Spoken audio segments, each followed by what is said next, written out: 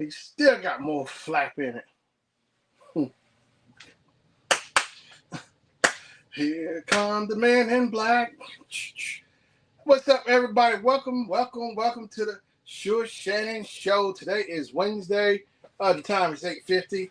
I'm just getting off my private jet. Yeah, I had to come on back. I had to get on down from the airport. You know, they had to bring me on back. Then I had to hop in my limo and get to the studio.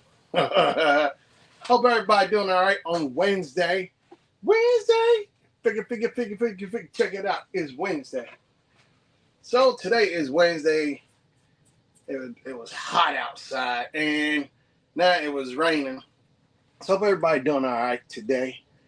Get your ticket today. Get your ticket today.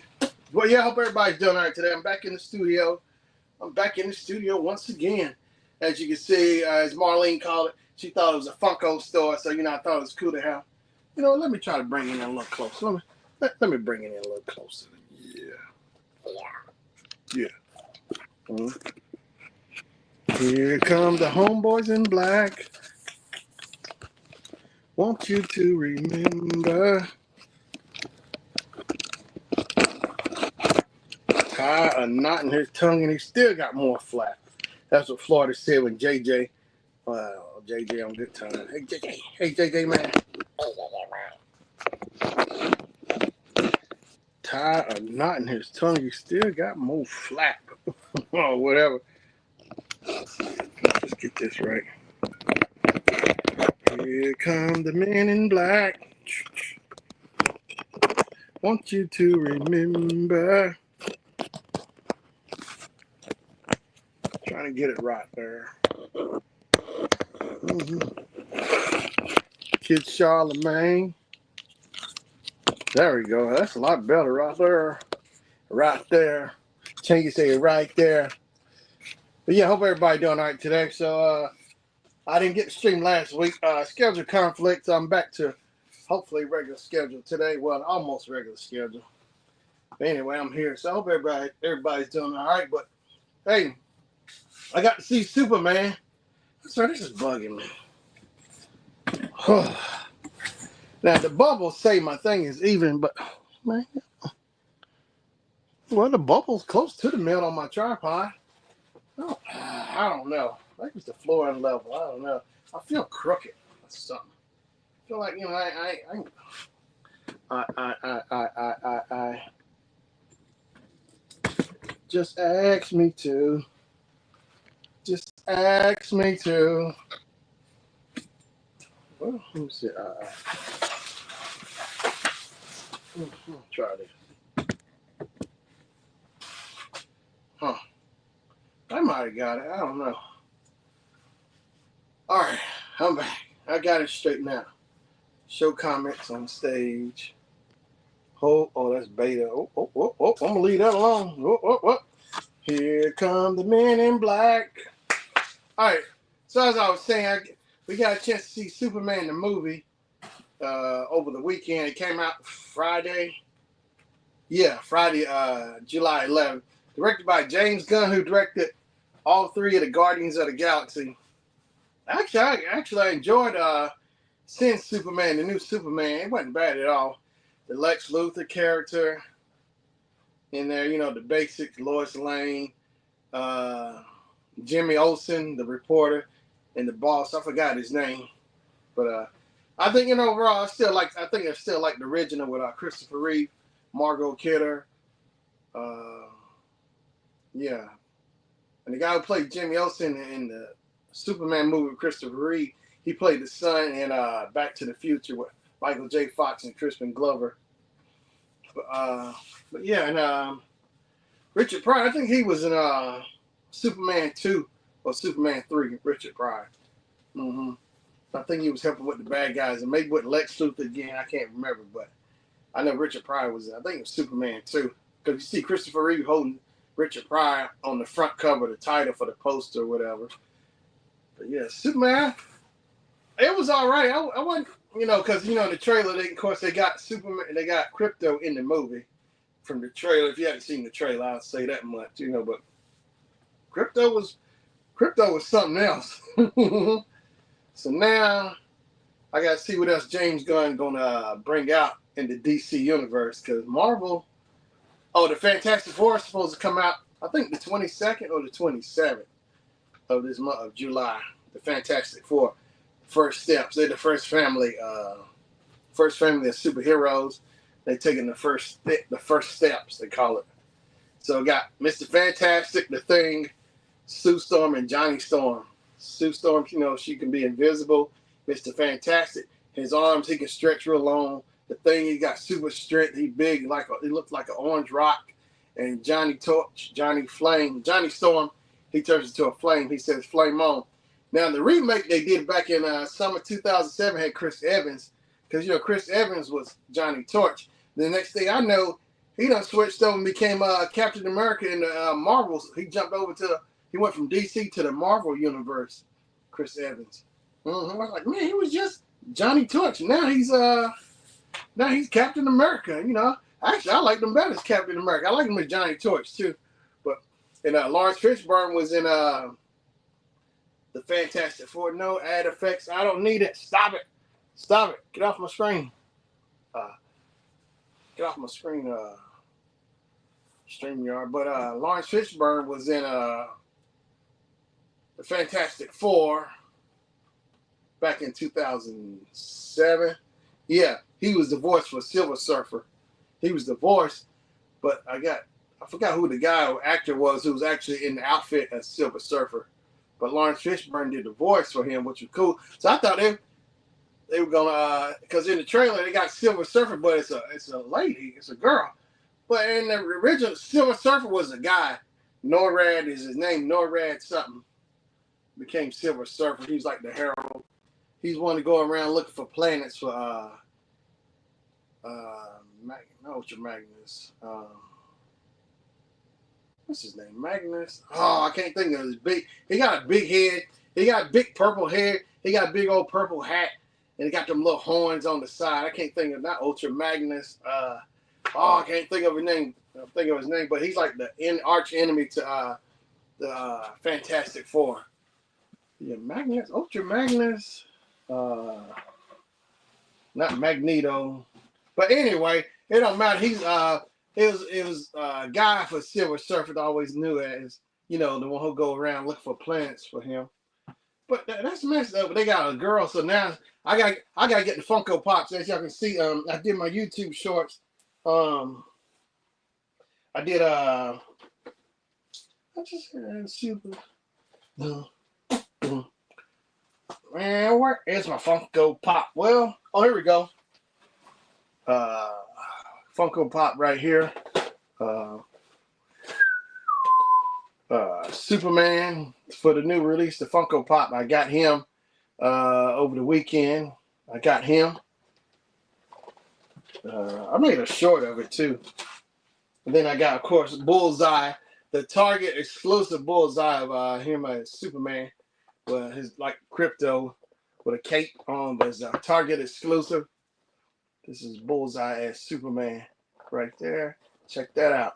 That's an exclusive right there. Target always have exclusive Funko Pops, So as I was saying before, I'm getting back into the groove of doing Funko Pops, which I really love, That's that thing when I first started. And I really enjoy Funko Pops. I'm gonna get back to doing some of my what's in the box, taking some mystery boxes and open them up. I should start doing some lives of opening mystery boxes, I think, which will be really fun as well. Just make videos and go live with it as well. I can do both and mix it up however I want. Or like when I get new Funko Pops, I can go live as well. Live or make a video. Whatever I want to do, I'm comfortable with doing. Mix it all up. But I'm having fun along the way. But yeah, I got Bullseye, Superman. I got Crypto. Oh, here's Crypto. Here's my Crypto Funko Pop right here. Here's Crypto. Look at Crypto. Because, Crypto was in the comic books with Superman. He could fly like Superman. I saw an episode where he helped Superman reverse time. He wasn't Superman. He was Superboy at the time. Because Hanna-Barbera did all the the DC stuff. So they had Superboy and there was Superman. So Superman, when he was a teenager, they said Superboy. And then when he's older with the Super Friends, he's Superman. He got older. But he was Superboy. And he had Crypto, his dog, who could fly. Crypto was really cool. Crypto was bad too. He could fly, reverse time with Superman. He was cool. But they also would show the Flash. The Flash had his cartoon as well. So Superman and Superboy had their cartoon. The Flash had his cartoon. Who else had a cartoon? Wonder Woman had her own thing. Aquaman. They all had their own individual cartoon. Batman and Robin had a cartoon. But then they also they had a solo cartoons. But then they also had the Justice Friends, the Super Friends, when they all came together. You know, when they weren't doing their individual thing, when they came together as one. It was Super Friends. You know, which is really cool. Super Friends. So they had even more characters. Green Lantern had his own cartoon, but he was also part of the Super Friends. Green Lantern. You had who else? The Apache Chief. I think he might have had his own cartoon or not. I'm not sure about Apache Chief. Cyborg, Black Falcon. Oh wait, Black Falcon. I think that's right. Black Falcon, Cyborg. Man, I tell you what, it's a boatload of them. That's for sure. The Super Friends. Dun, dun, dun, dun, dun, dun, dun, dun, dun. Yeah. So DC. Oh, so I hope DC. I need to see DC's. Is it the Beetle Bug? Yeah, Blue Beetle. Oh, I got too many Funkos. Whoop, pump it up. I got the Blue Beetle right here. Now this came, I think, last year. I'm not sure who directed it, but Blue Beetle. If you look at their trailer, it's like a play like off of like Marvel's trailers and stuff. Blue Beetle, Funko Pop, Blue Beetle. So he's glows in the dark only at Target. Mm-hmm. So there's the back. Bam. Side, the front. Yeah, I tell you, Marvel and DC is something else. So Marvel, yeah, that's right. So yeah, Superman, DC, and the Fantastic Four are Marvel. So I'm excited about that, seeing the Fantastic Four. I remember watching old cartoons. I remember asking my uncles, did they remember the Fantastic Four and them? Yeah, because I first saw Fantastic Four. Actually, I remember seeing it in a book at the library. I was in elementary school. I remember checking it out. So I remember asking my uncle, you ever remember seeing them? He said, yeah, they remember growing up. Like, man, they got to see them growing up too. So, man, they've been around forever, the Fantastic Four. Because they came out in the 60s. So my uncles, they've been in the 60s. Kid, they've been a little whatever in the 60s. So they 60s and early 70s, yeah, they grew up watching all that stuff, the DC characters, Batman, of course, old school Batman and Robin, Adam West and Burt Ward, Cesar Romero as the Joker, and what's his name as the Riddler? I can't think of his name. Frank something. But yeah, those are really cool to watch, the old school TV shows. But DC, and so actually, I was a DC fan first. I think way before Marvel. Yeah, because Super Friends, I saw them all before. I saw them first in Batman, the old school Batman and Robin. So I think I was a DC fan first before Marvel, because I think, yeah, like I was saying, Fantastic Four, like the first ones I think I started seeing as far as Marvel. Mm-hmm. Yeah, Fantastic Four. Yeah, from school, that book I checked out from the library, Fantastic Four, like the first ones. But yeah, it's a lot of cool animation out there. But those are the classics. I think they even got comic books where DC versus Marvel, they had an actual battle in the comic book. So it's like all the best of the best. Everybody was going at it. You know, I think the Hulk and the Thing. Well, no, wait. The Hulk and the Thing have been on. No, Hulk was Marvel. The Thing was DC. So I think, of course, they had a battle. They had it out before Marvel, DC. The Hulk and the Thing. You know. What else? They had the race where Superman versus the Flash. See who was the fastest. Now the way they did it in the cartoon, they always make it seem like it was a tie. But I think I Google it and look. Says the Flash, and I've asked people too. They say the Flash is faster than Superman. You know, because Superman, and now in the movie, the Justice League movie, they made it like, you know, Superman was seemed like he appeared to be faster, but I think overall, I think the Flash is actually faster than Superman because they had the Justice League cartoon. He came out like in the early 2000s, the Justice League on Cartoon Network, and Green Lantern.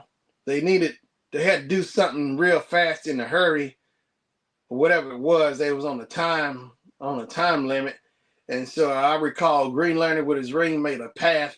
And the one who was gonna run and take care of it they had the Flash. So I guess that was telling me the Flash was faster than Superman, because you know Superman can go, but the Flash, that's just thing like pure speed. But yeah, he can do other things like he can whirlwind through brick walls and stuff. And I think the Flash, I think he can reverse time too as well. I know he can make like whirlwinds and stuff. I think he can turn to atoms or whatever to get split into atoms or whatever, I think. But he can do a lot. But yeah, I think he might can reverse time like Superman, but he don't have the strength. He just got the speed, you know. He has the speed, but he don't have the strength like Superman. But see, Superman's still the man, but Flash is just, I guess, a little faster. Barry Allen is his name. Or Wally West. Wally West, Barry Allen. Mm-hmm. But yeah, if you ever get a chance, check out the Flash that came out like two years ago. I bought it on 4K for Black Friday from Best Buy when they were still selling DVDs and Blu-rays. Because you know they've been stopped selling CDs. Yeah, I think you can't. I don't think you even go online and buy Blu-rays from Best Buy. Yeah, they just gave it up. You know, that's the thing I enjoy too on Black Friday. Me and Gravy could go to Best Buy, go shopping around. Walmart still sell DVDs and Blu-ray and some 4K.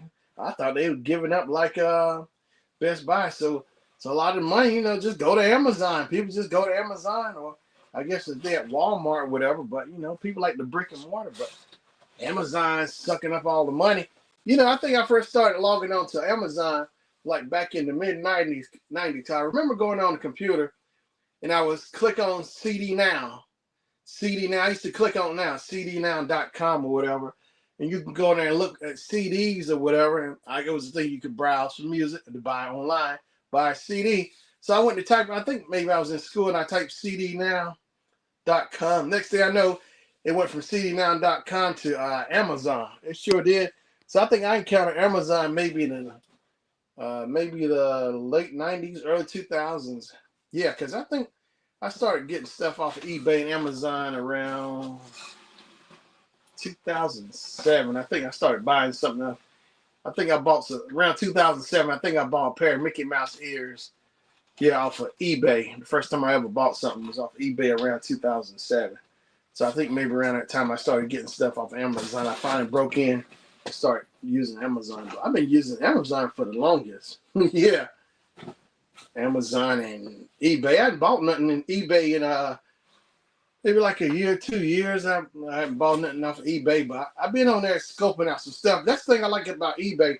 eBay and YouTube are like time warps. YouTube, you can go watch all the old stuff that you want to find. It's an archive somewhere. And like eBay, same thing. It's an archive of physical media or whatever you want. Retro toys, you know, from like Mrs. Beasley from Family Affair to the Bionic Man to Evil Knievel, the wind-up toy. You know, the Maryland, the Simon Says or whatever. You can pretty much find anything. I even bought an old projector off of eBay. It was a Super 8 projector that plays sound.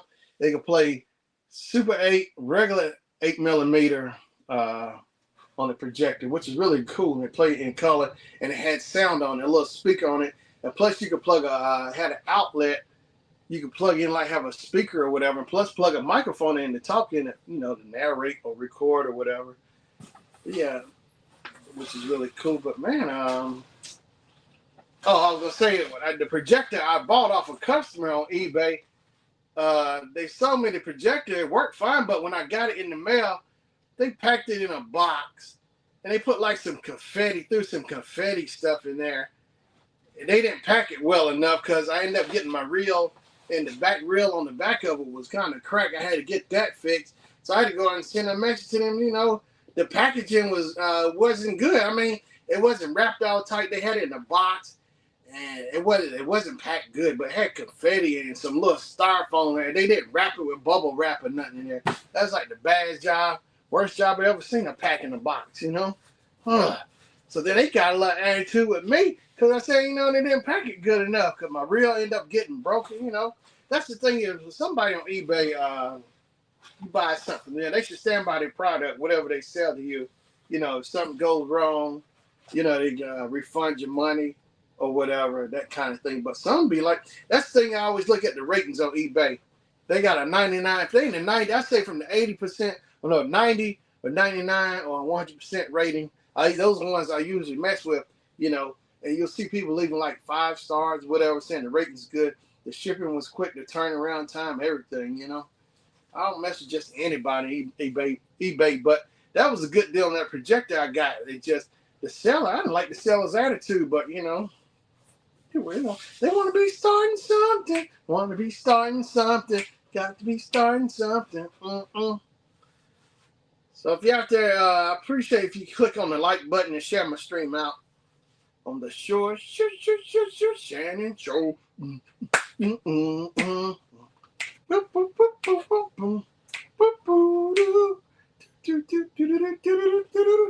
Hey, if y'all get a chance, y'all should go check out Life of Marlene, 411 Marlene, Team Build with Geo. Check out Pandy, check out Miss Kim's Bling Bar.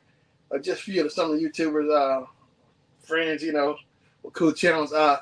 Mia's Coins is another one to check out. Check it out. Check it out.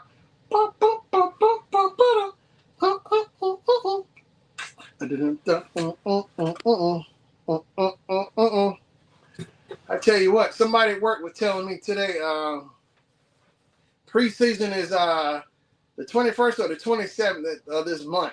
I said, you serious? Yep.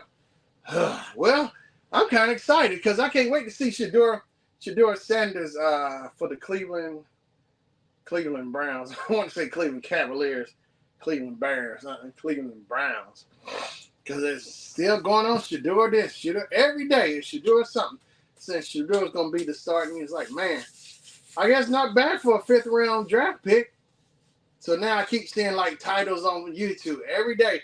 You know what? I bet you a lot of YouTubers on YouTube who probably don't even care about Shedeur. They just trying to keep up what's going on now, just making money off of his name, getting views and stuff, then versus people actually serious about, football and sports. Like, what's his name? G. Bush. G. Bush is really good. Garrett Bush, he's really cool. Now, he's a real football fan. He's not just talking about football. He actually played football, So, I mean, he's really into it. He's not just out here just trying to get views off of just because of what's the latest thing out here. It's something he actually loved to do and talk about, G. Bush. Because I try to catch him every day or every other day if I can, And then there's like, what's his name? The Cowherd. What's his name? I can't think of his name, but it's like, it never ends, man. Then, they had to show footage of Shedeur training out in the rain with you, taking it serious, He trying to show these people, he's serious about this, but, in the beginning, he was getting dogged and all this and that because same old. It's like, man, you know what? Now, what if these NFL owners didn't have these players? Then they couldn't generate no money, But, it's just the way they go and treat these players, because it is a business after all, If there weren't no players, no teams, these owners be out of luck, big time. If the players wasn't around, yeah. But they just all stopped playing. That's another thing, too, Look how much money these owners are making off of these players. It's a good thing players got endorsements as well, That's the thing. Maybe the players should start their own league. Become owners themselves and just, push the NFL back, say we're going to make our own money. We don't need you. They all got plenty of money. So, They can skip the NFL. You know, start their own league.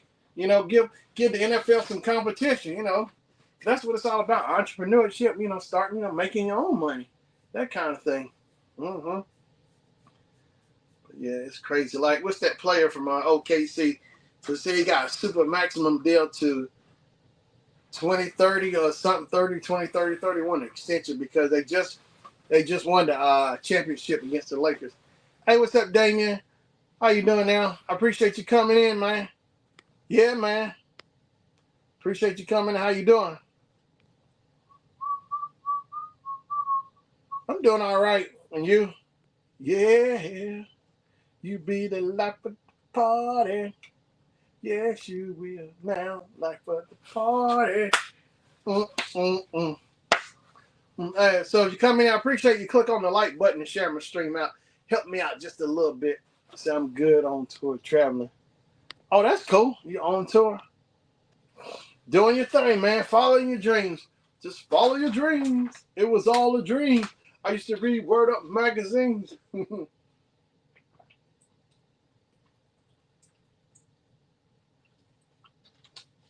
It was all a dream.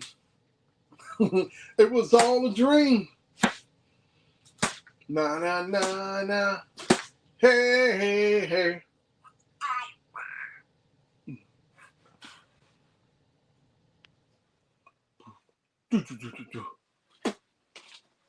Yeah, I couldn't make it on last week. Work got in the way. Work it out. But I had some free times. I was able to make it. I was able to make it. Right now I'm having a show. In Pennsylvania, not that much people pull up on me. Okay. The show is over. Boom, boom. Well, yeah, just hang in there. It'll be all right, man. Just hang on in there. It'll be all right. It'll still work out. It'll work out one way or another. One door closes, another door opens. Oh, it did rain. Yeah, it rained here. It seemed like it was raining earlier. But when I was heading home, it was all hot and sunny and bright. Next thing I know, it started drizzling some. I don't think it's raining anymore, but I think it stopped.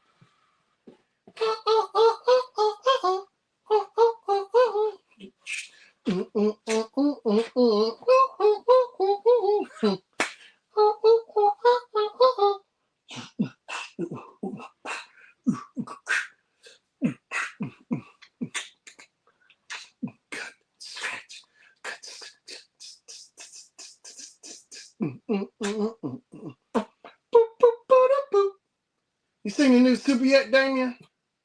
The new Superman? Superman. You can go a million miles away. Hey, I actually enjoyed the new Superman. The next stop is Chester, New Jersey. Okay. Good deal. New Jersey. Heading up to Jersey. That's right, New Jersey. You can't pump your gas yourself. They have to pump it. You go to the pump, you can't pump it. I forgot what's the rule on that, why you can't pump the gas yourself. I don't know what it is. I forgot. But yeah, they pump the gas for you in New Jersey. I think the rule still applies. Mm-hmm. And of course, in New Jersey, they got a Wawa's. They might have one in Pennsylvania too. Yeah, it should be. I think it is not a Pennsylvania. It's a Wawa's in Pennsylvania. Yeah, Wawa's is a corner store, but it's a famous corner store. Kind of like make you think like Buc-ee's, but Buc-ee's is bigger. But Wawa's, I first ran into Wawa's maybe late 90s, early 2000s. Yeah, Wawa's, maybe like mid 90s somewhere when I first saw Wawa's. Mm-hmm. Wawa's, WAWA apostrophe S. Wawa's. I need to go to Wawa's and Buc-ee's. Now, I think they're supposed to be building I heard there's a Wawa's here, but it ain't gonna be like the one on East Coast or down south. That's the thing, is like some franchises like Bojangles. Everybody can't make a Bojangles because The way I feel the franchise is like, there's one I might go to, but I just feel like they won't have that same touch like the one down south back home. You know, Bojangles, it's the franchise won't have that same touch. You know, that the way I remember with the food, because like I'm kind of on the fence about that. Trying to you can't just eat everybody's Bojangles. All the years I never had no disappointment with Bojangles. Now Popeyes, I don't care nothing about no Popeyes chicken. I'm sick of Popeyes. You know, they never have no sides. They always either have napkins, silverware. I know that one time I rolled up to Popeyes. Was it? I think the girl said maybe or was that McDonald's? All they said they had was just cookies and maybe water. I don't know. I tell you, it's always the Popeyes around here is always finicky. You know, they flake out too much. You know, it's like it's one thing or another. They either forget. It's like it's constant. It's guaranteed. One thing is guaranteed about these Popeyes: they either gonna forget your napkins, your silverware, or the sauce for your chicken tenders or whatever you wanted. That's always guaranteed. Hope they fill my tank. So I hope they fill my tank in New Jersey after all that traveling. Yeah, they should. I think they still do it. Yeah, fill the tanks up. Fill your tank up for you. New Jersey, Atlantic City. It's in New Jersey, Atlantic City, New Jersey. The resorts is up there. What else? Oh yeah, the boardwalk. While the signals be swooping down on people. All the casinos. Like they even had like the arcades on the boardwalk too. That's the one of the things I remember. You catch the jitty bug. My dad said the jitty bug. Yeah, the little shuttle will take you around. You know, you keep your car parked at the hotel. That way you ain't got to get out and drive. Just catch the jitty bug or whatever. It shuttle and roll you to where you need to go. You know, save you time and gas. You know. The jitty bug.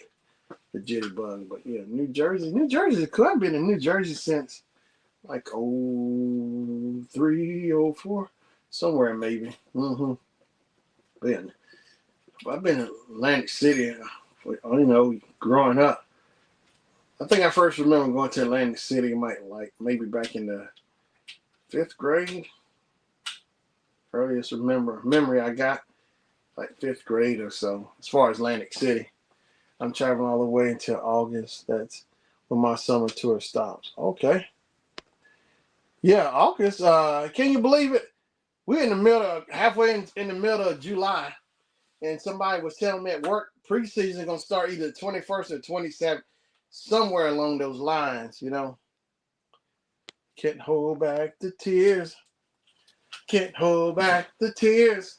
Until August, man. I can't believe it.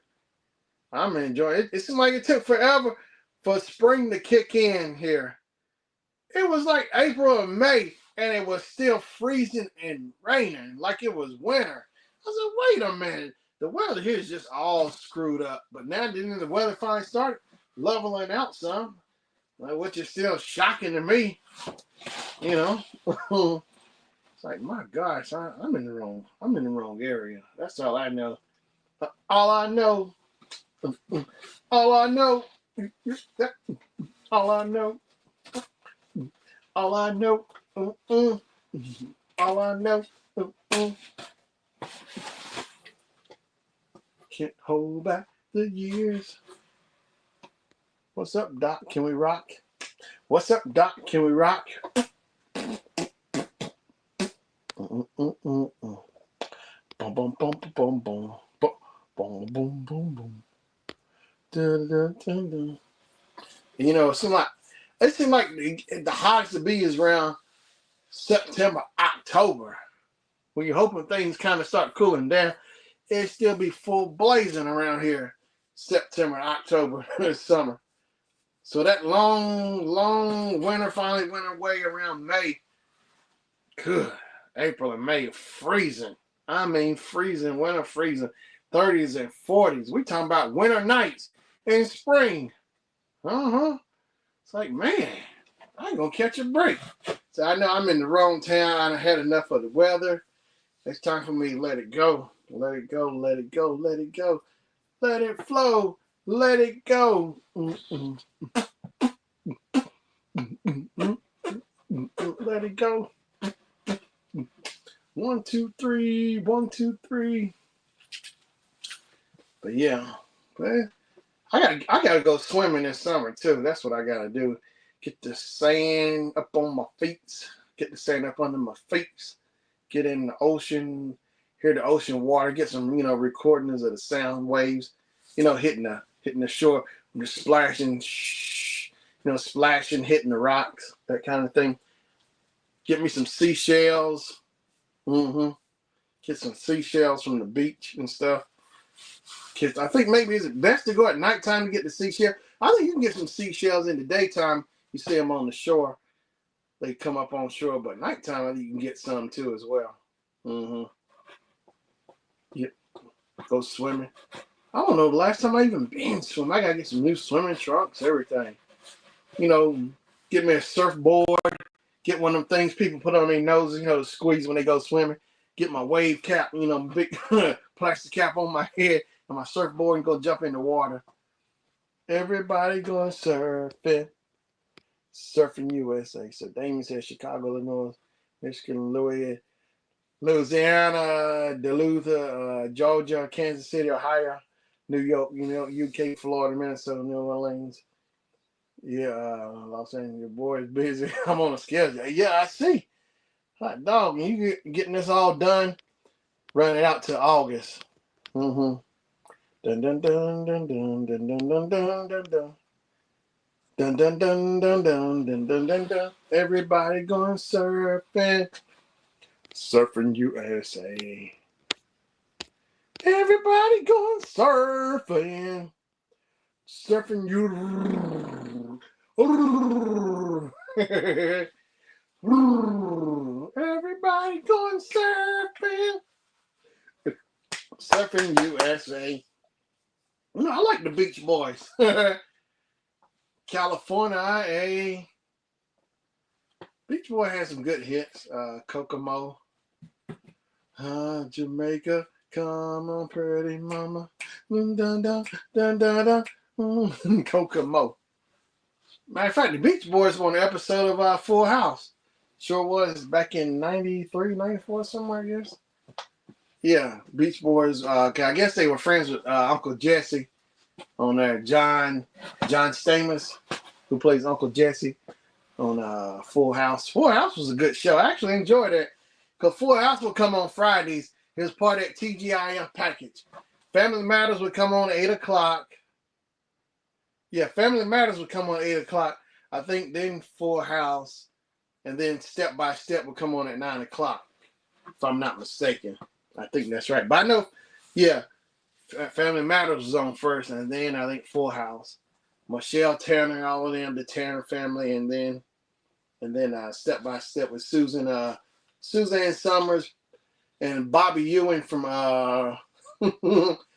Dallas, or his name is it's not Patrick Ewing, but he was Bobby Ewing, but his name is Patrick Duffy. Yeah, Patrick Duffy, the actor. So that dang, it starts at 8 p.m. and at 1 a.m. I'll be tired, but I can't never rest because I got to go to the other city to start. Yeah, that's show business. You know what? There's no business. Like the Jacksons say in that song, we're here to entertain you. And they say there's no business like show business. We're here to entertain you right here, right now. We like to sing and do our thing. We like to dance and sing and do our thing. 'Cause there's no business like show business. Boom, boom, boom, boom. Yeah, there's no business like show business. That's for sure. The show will go on with or without you.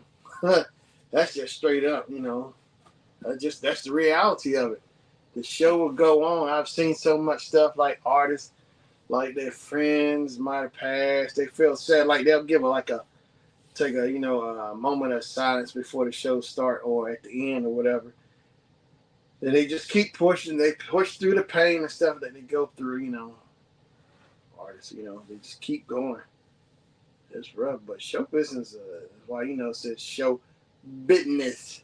Business, show business. Yep, the world keeps going. That's the way it is. That's just the way it is. It's funny because I tried to sleep before my show. My manager woke me up and wake up. You have a show to do. I wanna be wanting to throw some. Yeah, but this is what you signed up for. So if the opportunity there, just gotta go for it. Just do it.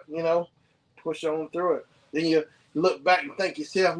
Glad you kept pushing and didn't stop. You know what I mean? You just kept pushing and you went and met your goals and you were done. Got it behind you. You just be proud of yourself. Thanking yourself. For pushing through it and finishing up. Finishing up strong. Finish up and cross the finish line. You know what I mean? Because there's no business. Yeah, that song "We're Here to Entertain You" by the Jacksons on the album Joyful Jukebox. That was their last album they did on Motown. The album before that was Moving Violation, but "We're Here to Entertain You" was their last album they did with Jermaine. Because the rest of them went to CBS Records. Jermaine stayed back with Motown. Because like in the movie, he said he didn't feel like he wanted to jump ship.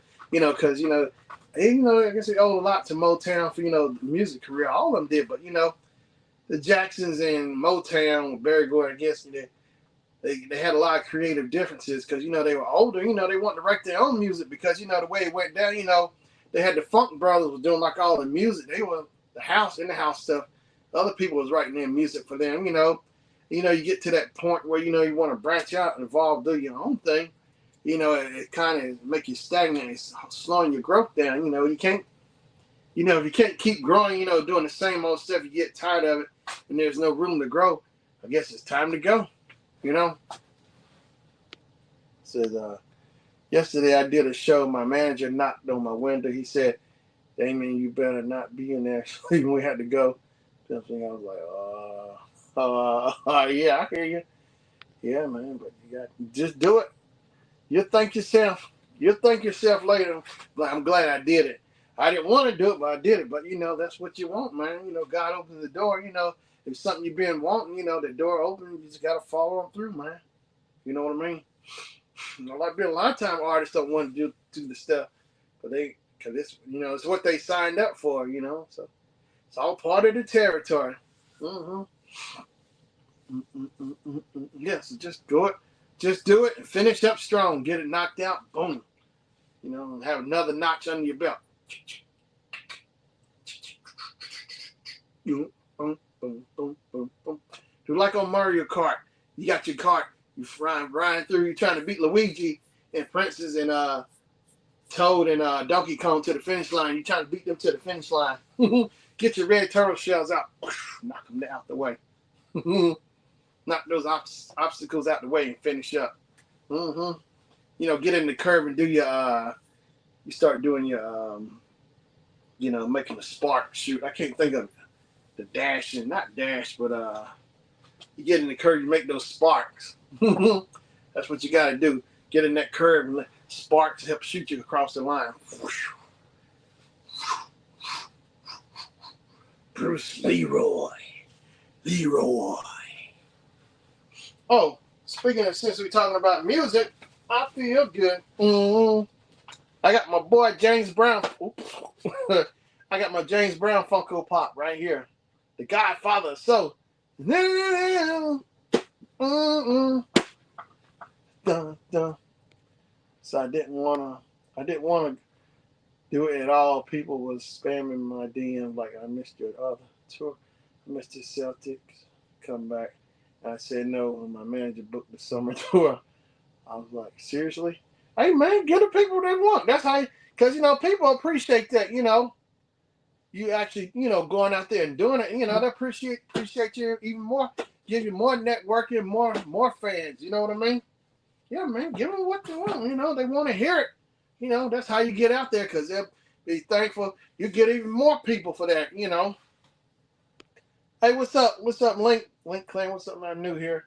How you doing? I'm doing all right. How you doing as well? I appreciate you stopping by. So please click the like button and share my stream out if you can. Get a chance. I sure appreciate it. It will help me out, please. Please. Please help me. Help me. Help me. Yeah, so far everything's going all right. Link, if I'm saying Link Clan. Link Clan. Clash of Clans, Link from Mod Squad. Link from Mod Squad. That was a show that came out in the 60s. It was Link.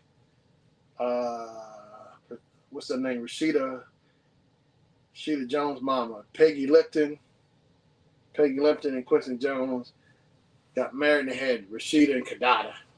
Rashida Jones is an actress. Quincy Jones' daughter. They had with Peggy Lipton. She was all. It was Link, Peggy Lipton, and the other guy. It was three of them in my squad. Clarence Williams III. You know, he played Prince's dad on Purple Rain. The guy who was like the alcoholic and always beating on Prince's mom, you know, abusing her, that kind of thing. Let's go crazy. Oh yeah, Clarence Williams III. He was also in I'm Gonna Get You Sucker. I'm Gonna Get You Sucker.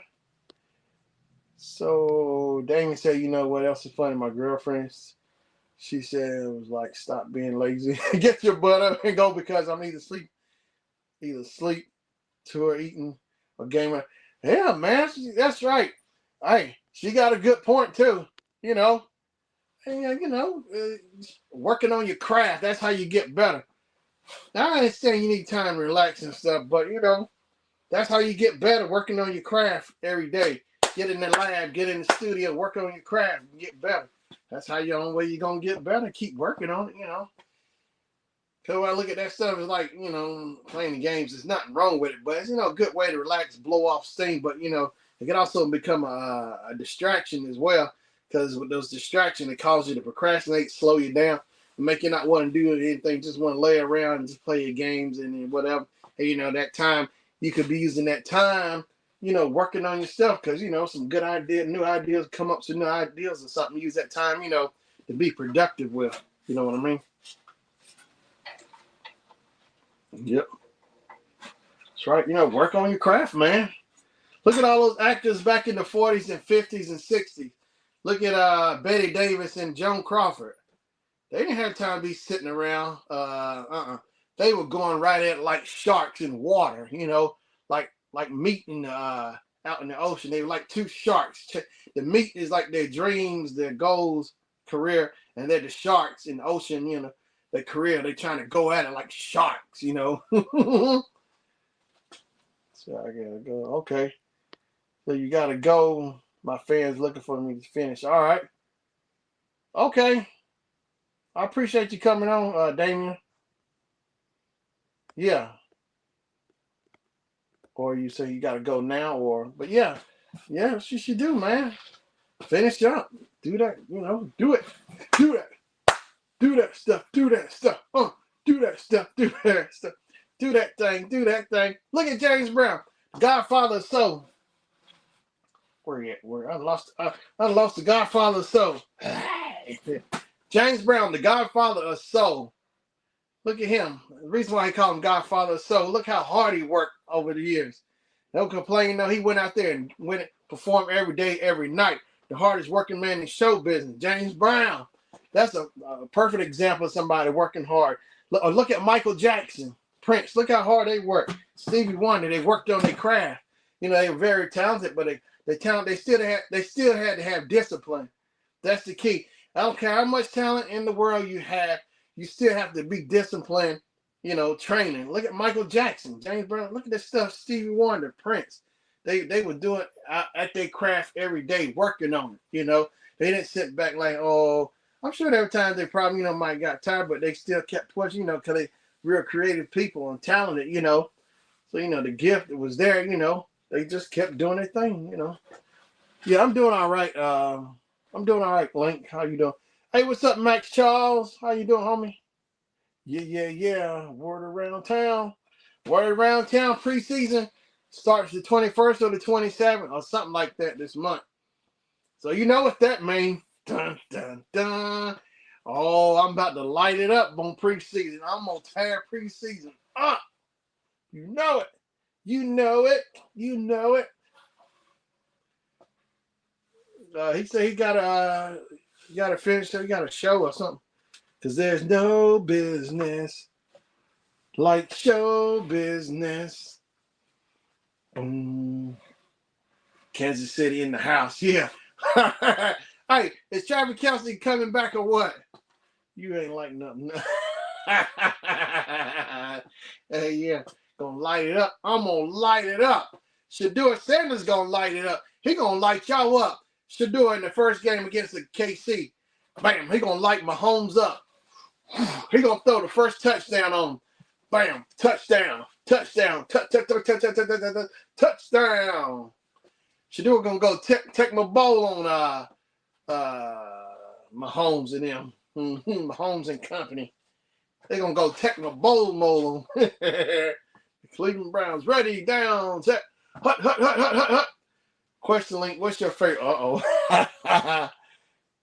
What's your favorite football team? The dude link says, Motown feeling. What's that?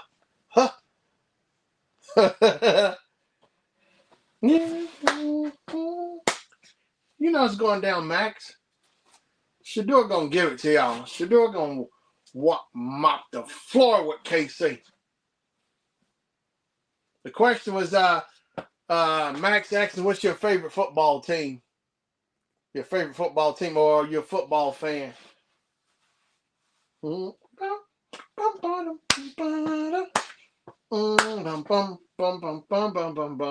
Yeah, I'll be rooting for the Cleveland Browns too, because Shador on there. And you know, I like Shador when he was with Colorado. I like Travis Hunter. He playing with the Jaguars. I like my boy Jimmy Horn Jr. He down in Carolina. Boy, all them boys, LaJohntay Webster down in Baltimore Ravens. This gonna be a real good season. Like 7 players from Colorado made it to the NFL. Can't touch this. Oh, so Deion getting more hate. It's the people are just dripping with hate on him.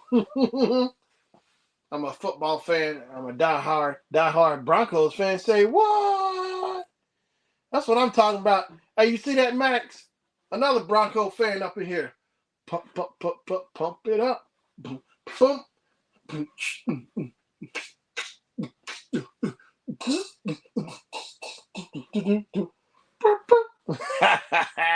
We got a Bronco fan, another Bronco fan. Welcome to Bronco Country. That's right. You know, I need a filter on here where you see orange and blue. The room is orange and blue. Bronco colors. Not no red and white. I get cold. Chill. Oh, no, Link. Be a Kansas City Chiefs fan. It's funny how a lot of Bronco fans come here. I don't even know. Come rolling up in here. Link said, I don't care about that. You don't care about no Chiefs. No Chiefs. No KFC. No KFC. No KFC. No KFC. Strike a pose. That's funny. That's right. Diehard Broncos fan, Bronco Country. We're going, and definitely one of my buddies at work is a raggedy Las Vegas Raiders fan. Boo! I even messed with him too. I saw a picture of him taking a picture with his son. I said, it's a nice picture, but I said, your son looked better than the Cleveland Browns jersey. Max said that Damien is. Wait a minute, Damien. Oh, he ain't no Chiefs fan. Boy, you trying to recruit everybody you can to be a Chiefs fan. He said, he's not in here. Yeah, he had to leave. Yeah, he's not up in here because he had to roll out. He had to roll out, roll out, roll out, roll out, roll out. out. Yeah, I didn't know that Damien was a KFC fan. Mm-hmm. What is them Chiefs? Yeah, I don't hear too much uproar about the Chiefs too. I don't know if Travis Kelce gonna hang around anymore or not. I know somebody posted a meme the other day showing Travis Kelce when he was dating somebody and how his haircut was cool, like low cut or whatever, and beard, look cooler with his chain. And now he dating Taylor Swift. His hair is all fluffy and like he got a perm all pretty.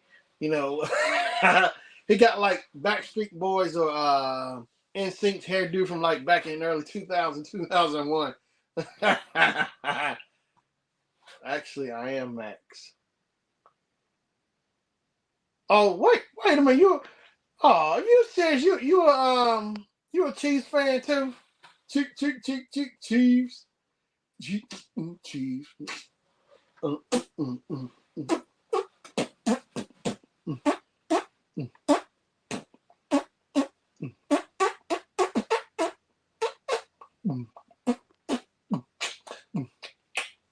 You a Chiefs fan, man? You a Chiefs fan? A Chiefs fan. I'm a Chiefs fan. That's what Damien is. He's a Chiefs fan. Chiefs. Boom, boom, boom. Boom.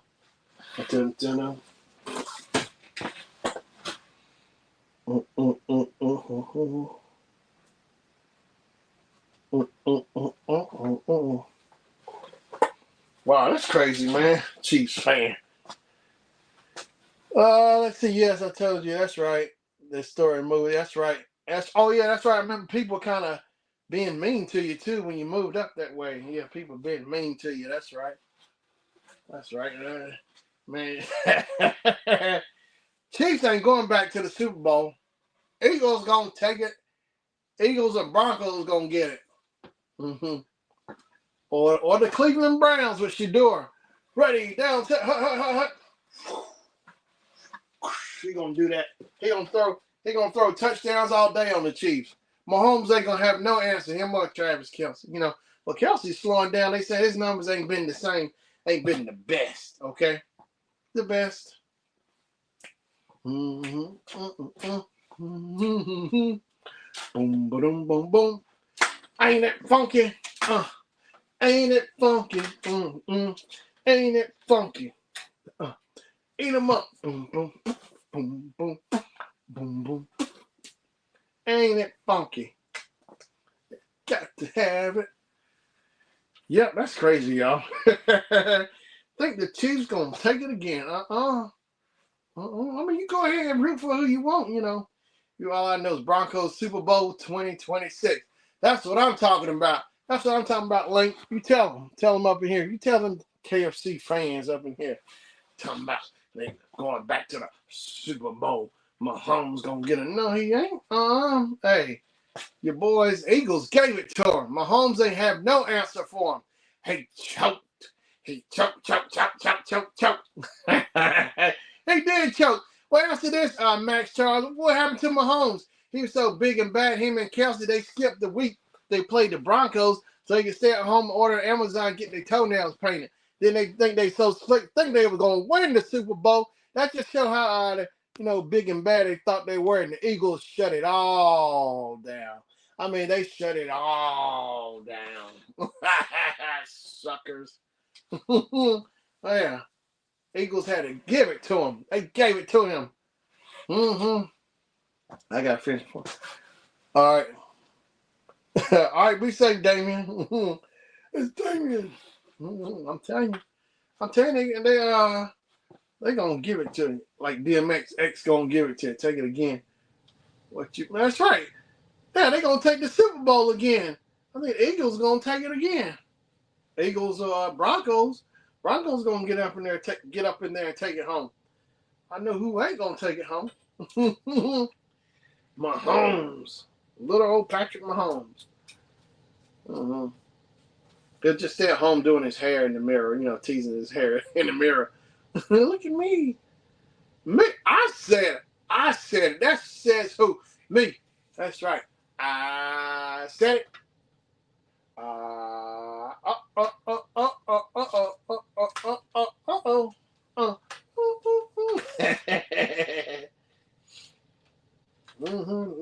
You and Miss Kim's Bling Bar was just so sure y'all was gonna win the Super Bowl. Uh, uh, uh.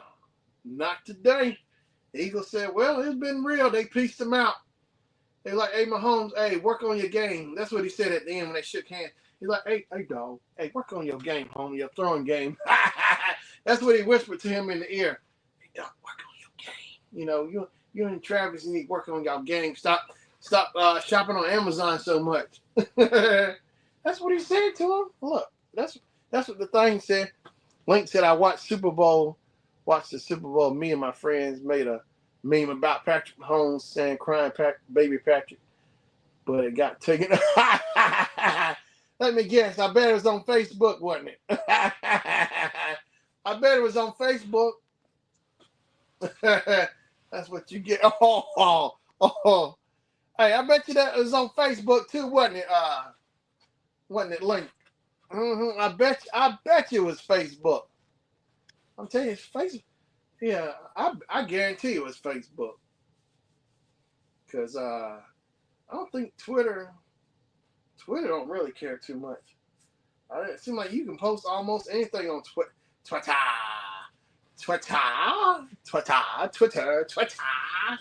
On Twitter. I'm telling you. Yeah, I bet you it was Facebook. I think Facebook is sensitive about stuff like that, probably. I wouldn't be surprised, but now I'd be surprised if it was Twitter. I say, Twitter. Hey, Twitter. I can't see it being Twitter or Instagram. I think, it was, and I was sending it to all the Kansas City Chief fans. I accidentally sent it to Max Charles. He automatically blocked me.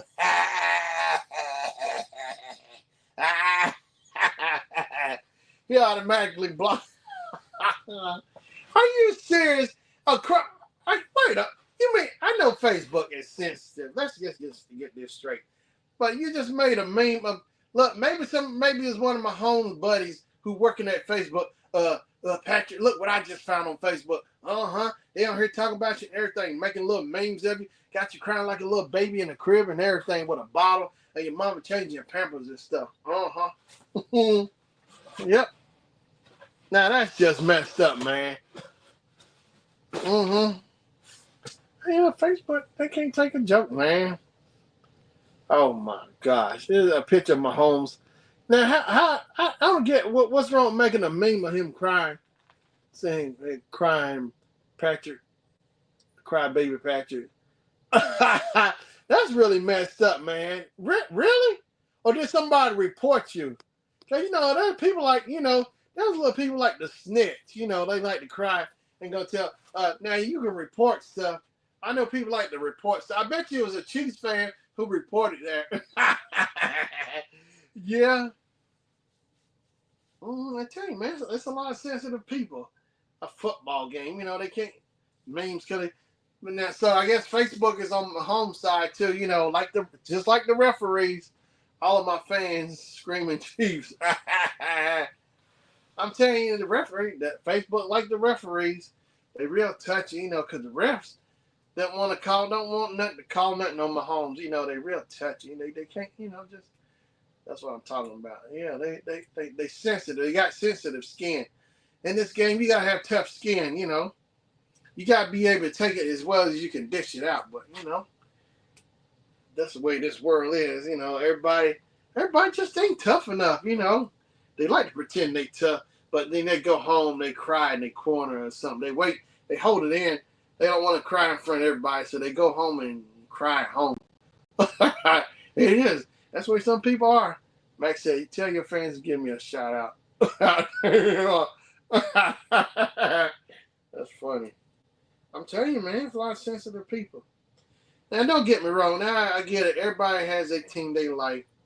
It's all in fun and competition. But there's some people they like to take it too far. You show up with you show up to the home team with a away team jersey. I've seen where people they take it too far to have conflict, all because they so into it and touching it with their feelings, they can't just have fun without taking it too serious while going too far. Those are the ones you can't be around them because they mess it up for everybody else. Hey, what's up, Jaden? How you doing now? Appreciate you coming in. So as you coming in, I appreciate you click the like button and share my stream up. But yeah, man, look at I bring it up all the time. I'll talk to somebody at work. Same thing with sports. I get it, everybody's a big sports fan, but it's the parents. The little kids just trying to have fun out there. They trying to learn, but I tell you, it seems like it always comes down to the parents at these games, screwing it up for the kids, just wanting to have fun because the parents so much into their feelings. Some of them probably former athletes and probably living vicariously through their kids because they didn't get to do it like they wanted to, so they pressuring their kids, putting it all on them, just ruining it for them because they so deep into their feelings because, I think sometimes maybe the parents the child and the kids is the parents, It's like, my gosh, the parents bring his own backwards, in child mode, They just mess it up for everybody, Because somebody telling me at work the other day, they had to have security at the game because, the parents and the moms and ladies out in the street fighting. Are you serious, man? That's why, I swear, it's when it comes to sports, it's the parents screwing it up. Chuck E. Cheese, the parents on TV, report on the news, parents fighting at Chuck E. Cheese, because they couldn't know how to be adults and settle it and talk it out. No, and I get it, everybody child want to defend their child. I get that, but they can't talk it out. It's always got to be confrontation, It's like, my gosh. They just take the fun out of sports, And the Chuck E. Cheese by me, I'm kind of glad they shut it down because it was some stuff that went down a few years ago over there. I'm glad they shut it down. Cause I seen some of them people over there. They look a little rough over there, but I'm glad they shut it down because, yeah, I used to fight at a Chuck E. Cheese. It's like, man, it's like that. It's like Chuck E. Cheese. The way I remember, it was fun. Kids back in the '90s. My cousin, she went. Little kids running around playing, but it's the parents who mess it up. Of course, little kids are out trying to get on the ride or whatever, play the game. I get that, but it's the parents. They don't know how to regulate stuff right. They want it's always confrontation. I even seen videos on YouTube. Parents fighting at Chuck E. Cheese. You know what? And see, that's why a lot of times people can't have stuff because it's always somebody with no home training or whatever. They get all up in their feelings because they hurt and all this and that because they don't know they can't handle their emotions, control their emotions and stuff. They whine like a little baby. I got to fight over some game. I get it. People with competition, the adrenaline going. I know it's all part of the game, the territory, but not to the point where, you got to have security calling police and all that, but that's just how they are now, People like a former NFL player. His brother was the coach, out there, and they got heated in the competition or whatever. And the brother is the coach. Next thing I know, the coach took out another coach on the field in front of the kids. Just took him out. I'm like, man, really? It's just you're supposed to be setting an example for these kids. It's like, who picks these the people to be the coaches? Leading the little leagues and stuff. It's like the screening. They got to do better jobs on these screening, picking out the parents who should be the coach. Now don't get me wrong, I know stuff gonna happen, but it's like seems like it's all happening all the time. Max said me and this kid really did get into a fight. He made me lose a game, so I said, "You're going to pay for my mom pay for this." My mom grounded me. Your mom grounded you. Mm-hmm. Now that's a parent doing their job, But it's like some parents, they get so caught up, It's more like a fashion show. Who's gonna look the best, out there versus kids just trying to have fun. It's like, man, that's why It's like I want like somebody I know at work. He's a coach for little kids baseball. The little kid, little tiny itty bitty like 2 feet tall kids. You know, I told him I like to come out and check them out sometime. You know, I know he was saying the parents. Some of them, you know, it's like it's always them parents.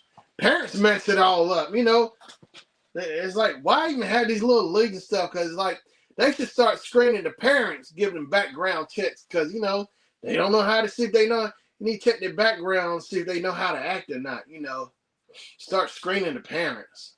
I know, but that's where it comes down because other parents, you know, news and stuff, they just mess it up for everybody else because they don't know how to act. You know, they just want to act a fool.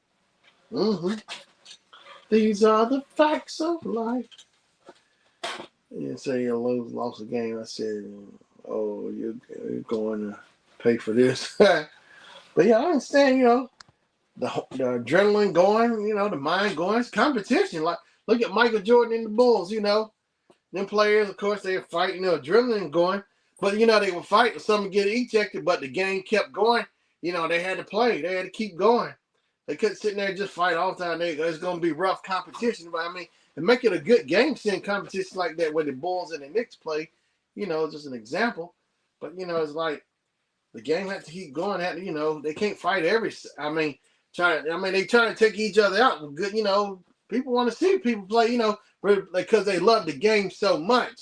Now, I can see that one way, you know, but just like the parents just interfering to, you know, I understand they get it. They want to have fun, but not to the point where, you know, they need security, really take each other out like that. It don't make no sense to me. I wouldn't get my guitar. I wouldn't have got my guitar back. I wouldn't have got my guitar back. I don't care. Me, I wouldn't. I would have got my guitar back. I don't.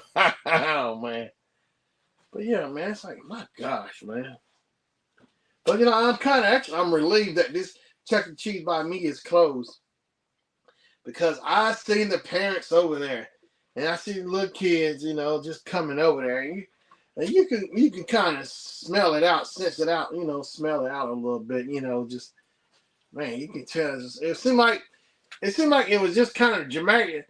Because I would go to the game store, and I hate the game store is that close to Chuck E. Cheese like that, because they all in the same parking lot. And some of those parents, you can see when they get out the car, and I kind of felt bad for the kids, you know. Mm-hmm. Like you can tell, there's always some constant drama or whatever. It's like, you know, good. I think Max was talking to me. Did you see my comment?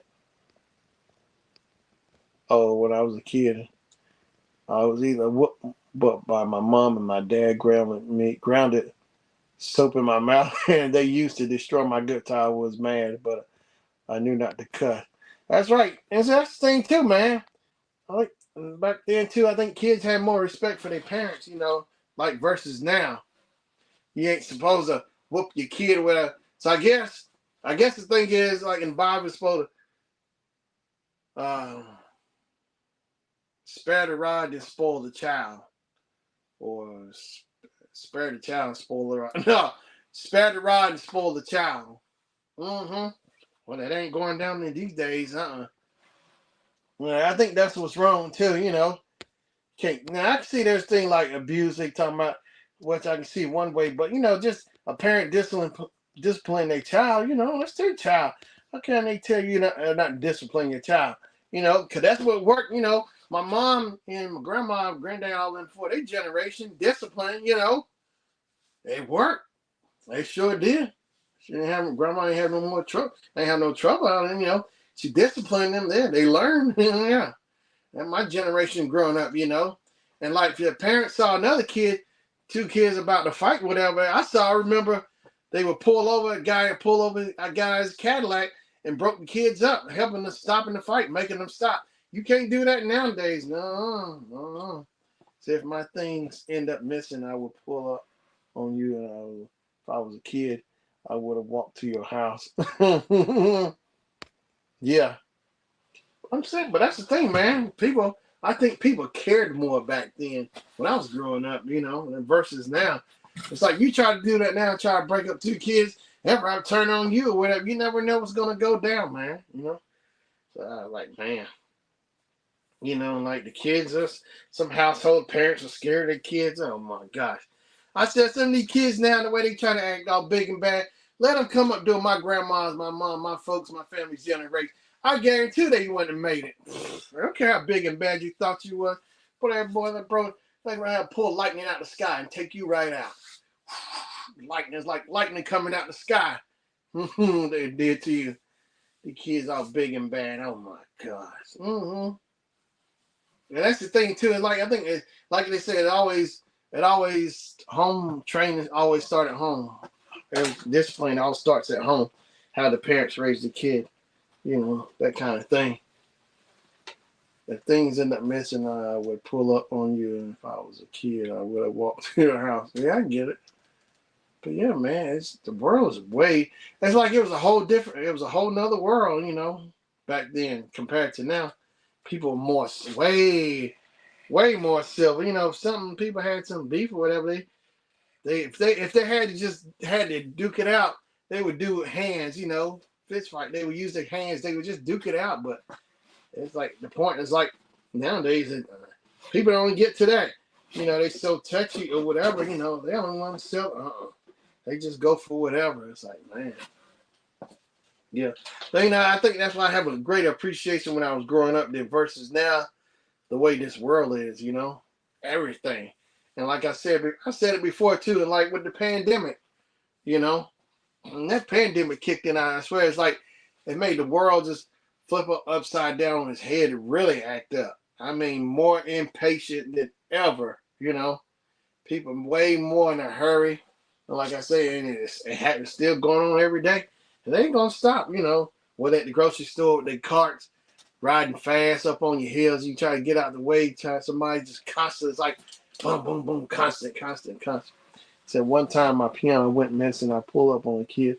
His dad was like, someone get off my property or I'm calling 911. I was like, oh no, you don't, and your son stole from me. You're gonna get your stuff. And that's the thing too, like if you had a child gave you trouble in school, you know, it's still going on, like the bullying. You know, some kids, they're afraid because the bullying so much, they tell them, threaten if you go tell your parents, that kind of thing. They were threatening, you know.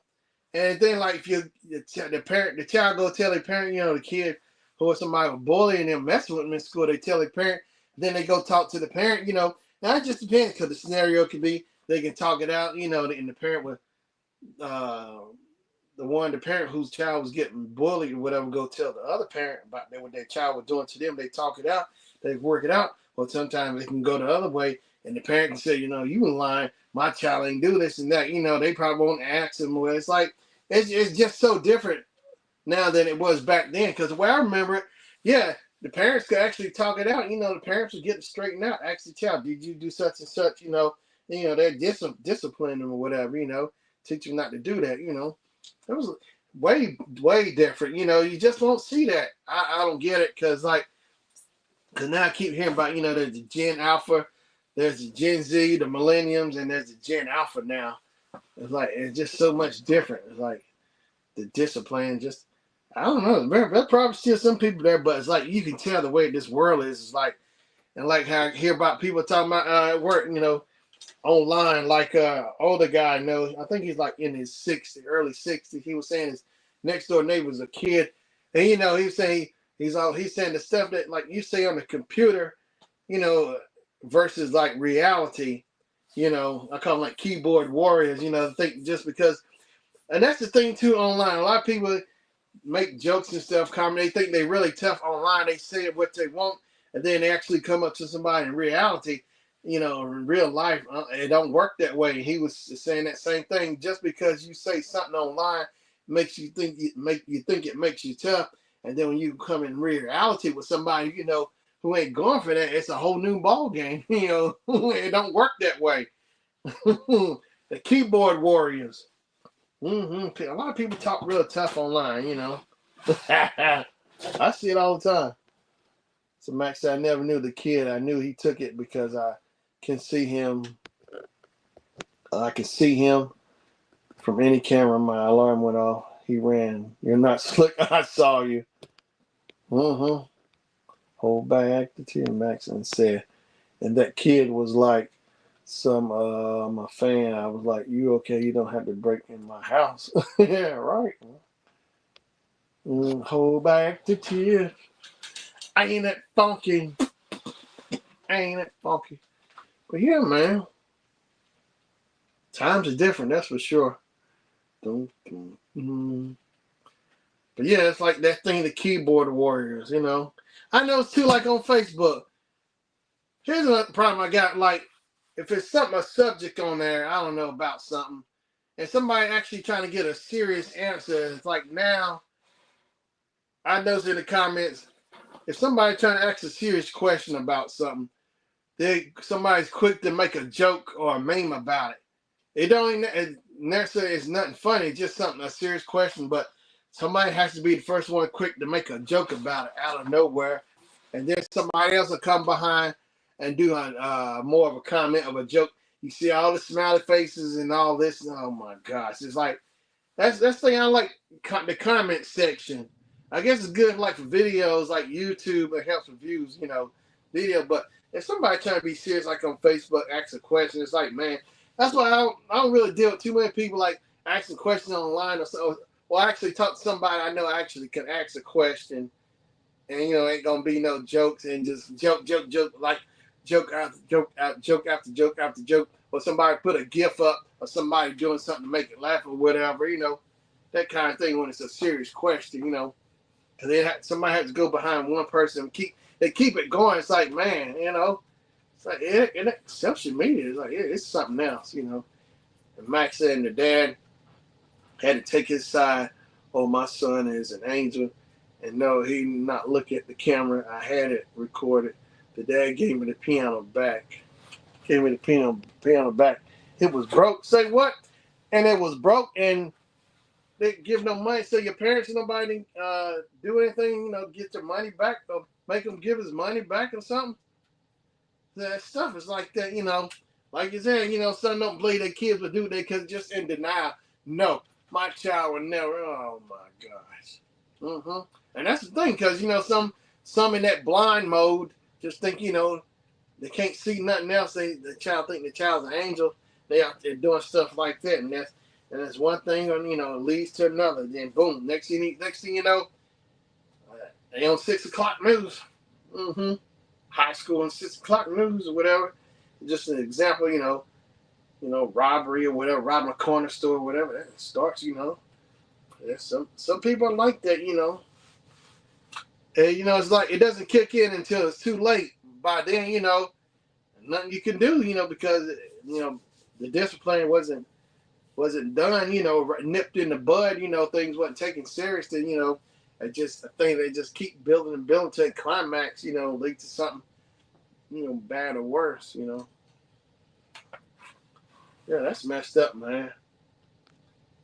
But yeah, I've seen like another thing too, man. All of this, I see it, over and over. These parents, they just sit there, they collect the child in the grocery cart, just cry, man. It's like, what is your deal? I mean, you can't discipline, you don't know. I get a baby crying, but it's like they don't have no bottle, no solution. They just let them sit there and do it the whole time. It's like, wow, man. It's like, what kind of parent are you, Because when I was going to the store a little growing up, parents fixed it, child cried, but they had a bottle or something, they rocked him or whatever, took him outside or something. Not like these ones at the store, No. Max said I was a kid and I was 18 and had my own place, my piano, and etc. Doors locked, and I was not home alone when it happened. All I knew was when I got back, my alarm was running. Back home, oh man, that's crazy. But yeah, it's like, well, what's the deal, man? These parents, like, just let them go just because they just sitting there being lying too. I don't have them in grocery like one or two things, just letting the baby just try to sit there and just go loud. I mean, don't do nothing. Don't try to calm them down or nothing. Take them and hold them, nothing. No, just let them run like Energizer Bunny. Good, I tell you what, some of these parents now who are parents, they wouldn't have made it back then. They wouldn't have survived as a child. I can look at a lot of these people that are coming up at the store. I said they wouldn't have made it. I've seen like the earlier generation stuff coming up. The discipline was better. The people worked harder and stuff. I mean, fast food and services were 1,000 times better. There was no problem. When the customer service if something's wrong, it would be fixed. Wouldn't be no confrontation. If we had a dispute or something, it would get settled with the manager. And it's like the managers now don't manage. It's like it's a buddy system. They'll take their buddy's word over before you or whatever. If you're the customer trying to get something correct, these managers it's like the level of standard has gone down for fast foods. Now, the ones I give credit to is Starbucks and Chick-fil-A. Their standards are high. It's like they show you like this is how it should be done, ran, compared to the other place. The other ones are pale in comparison to Chick-fil-A and Starbucks because they got the same consistent thing. Service every time, service with a smile. Talk back like if something wrong, you look back around. They'll fix it or whatever. But I never had no trouble with Starbucks and Chick-fil-A.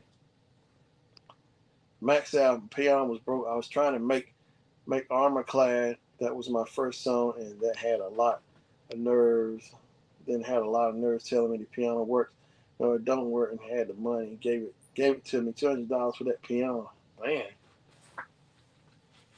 I tell you, it's messed up, man. It's like the word no common sense. It's like that's things that people just don't care. It's like, and I see people walk in the store. It's like you walk in, they got a shopping cart. It's like they just keep walking like a zombie with a cart. They see you there, they just gonna keep going because it's all about them. It don't matter if they run you. I'm glad nobody ain't hit me with no cart, because then I have to snap them into reality showing. But look at that's how some people say, man, it's like, why do some people even bother doing anything? Because with their attitude, but that's it's like their attitude, like they entitled or or whatever. It's all about me. I don't care. And something told me to make sure my door is locked and make sure I have my phone by me in case I need to call 911. Yeah. Boom, ba-dum. Boom, boom. No business. But yeah, man, it's crazy. That's the world we in, and it ain't gonna get no better. So it's like I'm trying to find places I enjoy to go. But it's like the human beings. Somebody's gonna act up. If it ain't the driving, it's going to the store.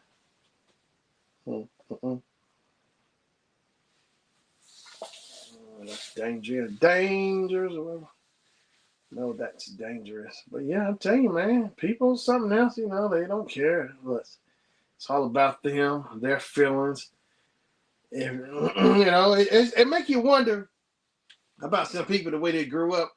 They just didn't have no discipline. Maybe they did or whatever. They just, they felt like they were always right and never wrong. That's one thing, could be a problem. They never got corrected or whatever. Or even if they did got corrected, they still felt like maybe they were right. Maybe they were, maybe wrong. I don't know. Yeah, I saw it.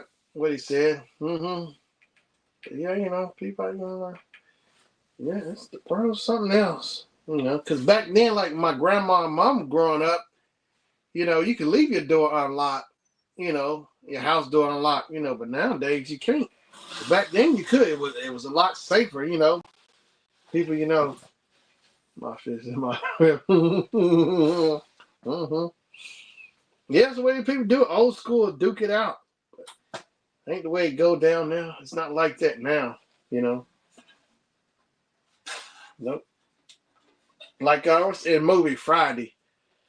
John Witherspoon said to Craig, because Craig had a firearm, wanted to protect himself. Everybody's so scared to be afraid to get beat up, He said this was all you needed. You know, you win some, you lose some, but you go home to see another day, which was true. Yeah, which was true. You win some, you lose some. Look at Bruce Lee. You know, he learned to protect. He, you know, took up karate. You know, mastered the art of fighting without fighting. He only fought when he had to. But he didn't train so he could fight. He used it for defense. You know, protect himself, not just go out and try to beat up on somebody. Bruce Lee. Well, look at Muhammad Ali. You know, because he did. I think he was little. I think he was like 12, 13. His bike kept getting stolen or something. So he became a boxer. You know, he wanted to learn how to defend himself. You know, so scenario. Not to go. You know, just beat up on people, but you know, to defend himself. You know, in case something like that would happen again. You know, karate. You know, kickboxing.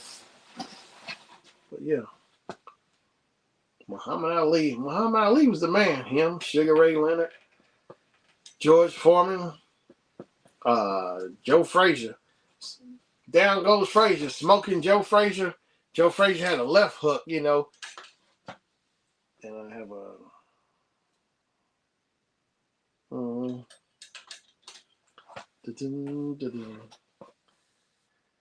Yep, but yeah, the world's crazy, you know. That's why, you know, say your prayers every day, man, you know.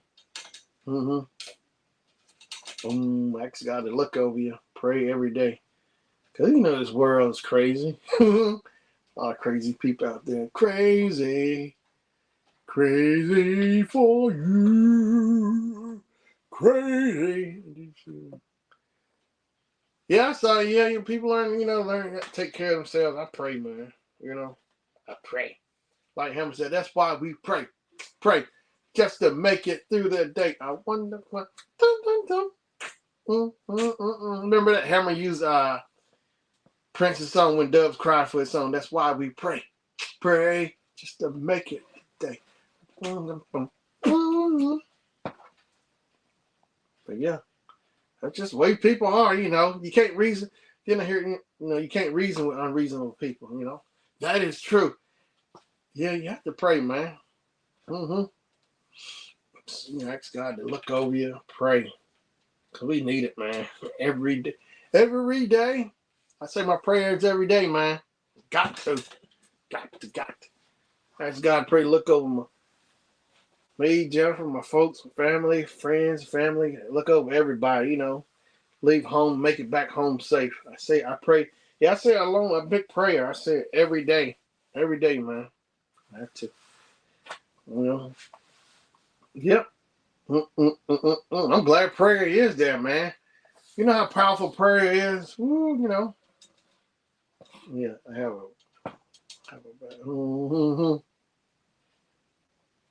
Yeah. Yeah, you just have to be safe. Make sure, you take care of yourself. Just pray. We got to pray. Pray. But yeah, the world's something else. But honestly, here's the thing in that scenario. I wonder where things have really kicked up, been even worse as the pandemic haven't happened. 2019, because I remember when it started, the COVID stuff, like I was hearing, because I was at work. Next thing I know, I started seeing the work schedule, everything started getting canceled. I'm trying to figure out, why is everything getting canceled? And it was the COVID. I said, oh my. I mean, it caught me by surprise, because the way I remember, I was at Best Buy, and the lady was telling me, we're going to be closing or something. My favorite Best Buy or something. I was like, why? This COVID thing, it was like back in March 2020 when all this went down. It's like the world just, next thing I know, downtown went crazy. People went crazy. They were having riots. It's like the outbreak. Don't be scared. Yeah. Yeah, Damien, man, I'm telling you, you should pray. Prayer makes a difference, man. I tell it to some people at work. They say, I don't think God didn't answer. Just because he answered doesn't mean he's listening. Just because God don't respond on your time, at the time that you ask, doesn't mean he's not listening. But God always knows when to show up. And that's something I can testify. He knows when to show up, Just because God doesn't show up in your time, Cause God time and your time are two different times. When God shows up, he shows up on his time, Yeah, just because he don't show up when you want him to. But no, you have to pray, man. Pray. Tell you, prayer makes a world of a difference. Pray, like, Link say pray a lot. That's good, man. That's something to do. Pray every day, man. And plus, thanking them every day, for their blessings, allowing you to wake up, see another day. You know what I mean? Because I tell people that at work, I get it. We have bad days. But, when you wake up, it allows you to see, that's a blessing itself, waking up to see the next day. It's a gift in itself. God allow you to wake up to see the next day and, try to do better than the day before. That's the way I try to look at it, a positive way. You know what I mean? Look at it, from a different perspective, waking up and try to do better than you did the day before, even though it was real bad. But, try not to think about the day before. Just keep pushing because a brand new day, don't let what happened yesterday, get mixed up and try to ruin the brand new day, Try to take that new day and do something different from the day before, make it better, Try to, look at it in a different light, make something more useful or better with it, productive than the day before. It's all in it's all in the mindset, how you look at stuff too, that kind of thing, But yeah, prayer works. It really does. I mean, look in the Bible, and even Jesus prayed. Jesus prayed to God. He's there, Jesus prayed. Jesus was in the desert, 40 days and 40 nights fasting. Oh my gosh, talking about praying and stuff.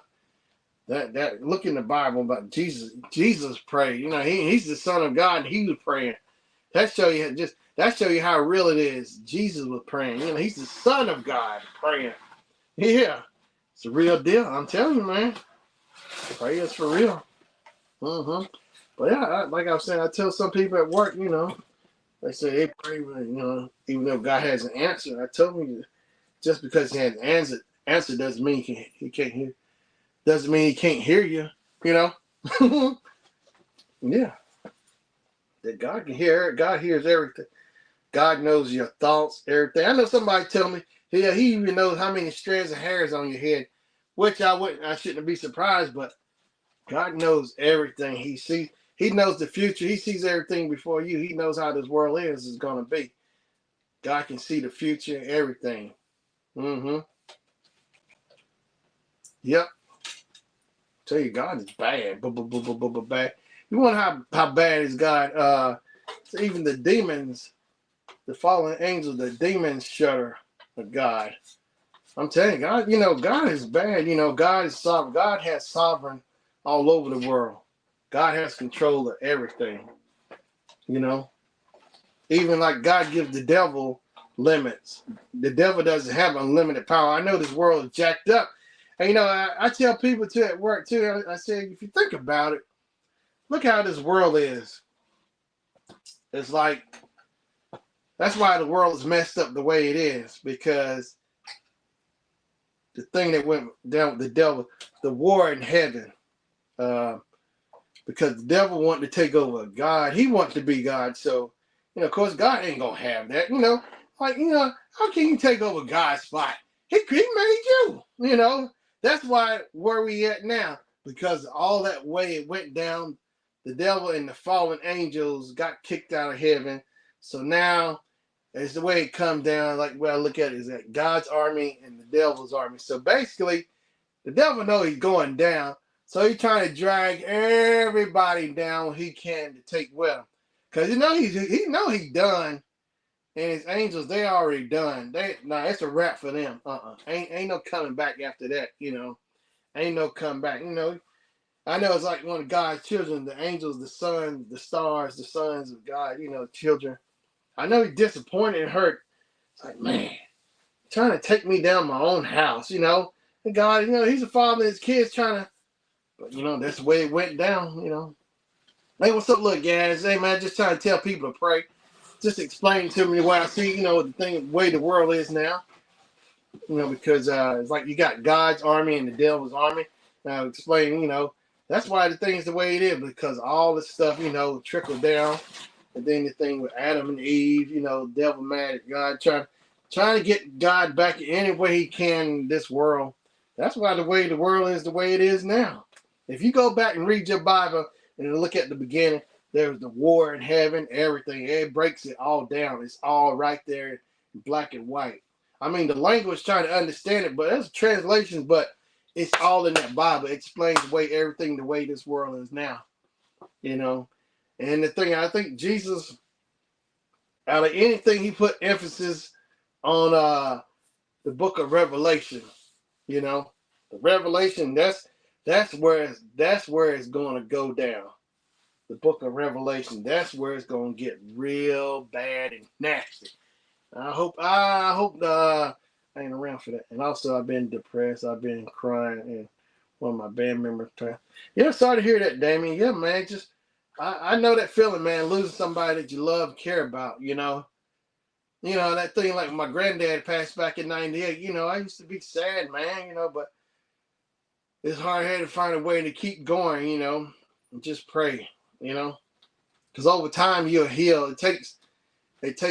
That's the thing about time. It takes time. Everybody heals. Time, you know, heals different. You know, it takes time for everybody to heal. Everybody heals at different rates. You know, but just pray, man. You have to take it one day at a time. You know, the pain, like when it first happened. You know, then eventually, you know, the next day is not as bad. But you know, it takes time to heal. Grieving process. You know, to heal, man. You know. Everybody has to heal, you know, has a different healing time frame, you know. But yeah, it's sad, man, you know, to lose a friend, somebody you care about and love, you know, that kind of thing. Yeah, which I get somebody you cared about, you hung out with, had a good time, friends, you know, shared memories, laughs and stuff. Yeah, man, I've been there, you know. Had a friend back in '99, man. We were in school together. We became fast friends because he was a roommate with my buddy. And you know, I didn't realize he was. We both were in the same field, going to class together. We used to laugh and joke everything. I mean, man, we have fun every day. I couldn't believe how fast the friends we became. You know, talking trash to each other. You know, talking junk and everything. But it was cool. We had fun. You know, that's just how we got down. You know, having fun. And then I overheard somebody. Was saying somebody saying he was in the hospital because I know I hadn't saw him in a few days. I didn't know what happened, so I found out. So I drove over to the hospital that day. It was like November '99. Next thing I come in, I see my buddy Eric in the bed. You know, he's up there, got Fresh Prince on. We up there just cracking jokes and everything. It was Fresh Prince was on TBS. You know, we up there cracking jokes and stuff. You know, and then because it was like the day or so before Thanksgiving. So then he was like, he said, I'll be home. So it had to be a Wednesday because he said, I'll be home Thursday. I'll be home tomorrow, which was a Thursday. I said, all right, man. We laughed. I looked back at him. I was glad to see him. I laughed. We had a good laugh and everything. So the next day I went to class or whatever. I went over to the theater or whatever, to the room. And then I was trying to, then, you know, some red flags went off. Something wasn't right because I didn't see a lot of people in the theater. And I thought maybe it was one of my teachers because I know her mom was really sick. So then I kept looking around, went to one of the other rooms. Next thing I know, I saw everybody in the room gathered. Then I know that was a really big red flag. And I was like, you know, I said, maybe Sue, maybe her mom passed everybody, you know, just there, you know, for her, you know. But and next thing I heard one of the professors talking when they said Eric's name. I mean, I was just in shock, my face, you know. It's like I was in shock and I didn't know what to think. So I immediately ran out the room. I just started crying. I remember that too. Next thing I know, my professor came behind me, Mr. Richardson. You know, he kind of got a hold of me before I was going out the building. He got a hold of me and started talking to me, you know, that kind of thing. But yeah, I get what you are going through, man. I've been there, you know, and it was just a shock. You know, it's just a shock to see your friend the night before, then he passed, you know, gone out of nowhere, poof, you know, and you just trying to wrap that around my brain, you know. My buddy Eric, and this was back in '99, so it was like 25 years ago, you know. So his name is George Don, so he passed from oh, sorry to hear that. We was doing a show that night. We had to cancel because of the situation. I cried and had to get away. That's another. Reason why I move. I get you. Yeah, pain. Sometimes that's help people, move away from, from the area or whatever, because it helps you, you're not there in the place where the pain was. So you try to go somewhere, move away from it, If whatever helps, through it, everybody has their way of grieving, dealing with stuff, you know what I mean? But, and see, the crazy thing is, too, the year before, 98, I just lost my granddad. And so I lost my granddad like in September, October 98. And then my buddy Eric, November 99. It's like, man, 2 in a row. My granddad, then my buddy. Man, I was just getting hit hard. That was hard. And this is all like during exam time. I had to keep my head in the game. School was going on. I was dealing with class, trying to study for exams, all of this going on. I'm trying to wrap my head around all of this while going on in school and trying to keep my studies up and everything. That was a hard thing to deal with, It was hard, man. But yeah, I get exactly what you're going through, Somebody you care about, love, friend, and people you hang out with, your buddies, and boom. The rug get pulled right from under you, it's trying to register, and that's the thing is too, man, stuff like that. Only God knows, You can wrap your head around trying to figure out every answer, why, but you just drive yourself crazy, trying to figure out why, Or like my uncle, I talked to my uncle when grandma passed, and when he, Uncle Darrell, he's a person in the Bible, he believes in God and faith. And he was saying, like, do you believe that? And our Lord, Lord God, took grandma and she's in a better place, trust in him. Yeah. Only God knows, Only God, that's only God has the answer for that, because that's the thing is like, at least when you expect, somebody, you never know somebody's time. That's something nobody, you and I can know. We could be the most healthiest person in shape or, not the best in shape either or, but we could be the most healthiest person can go just as fast as the most person who's not in the best shape, the most, that kind of thing. You never know when your time. That's the thing, man. The ambulance came to the building to show canceled, and I ran to my dressing room, sat there crying all night. We did a tribute.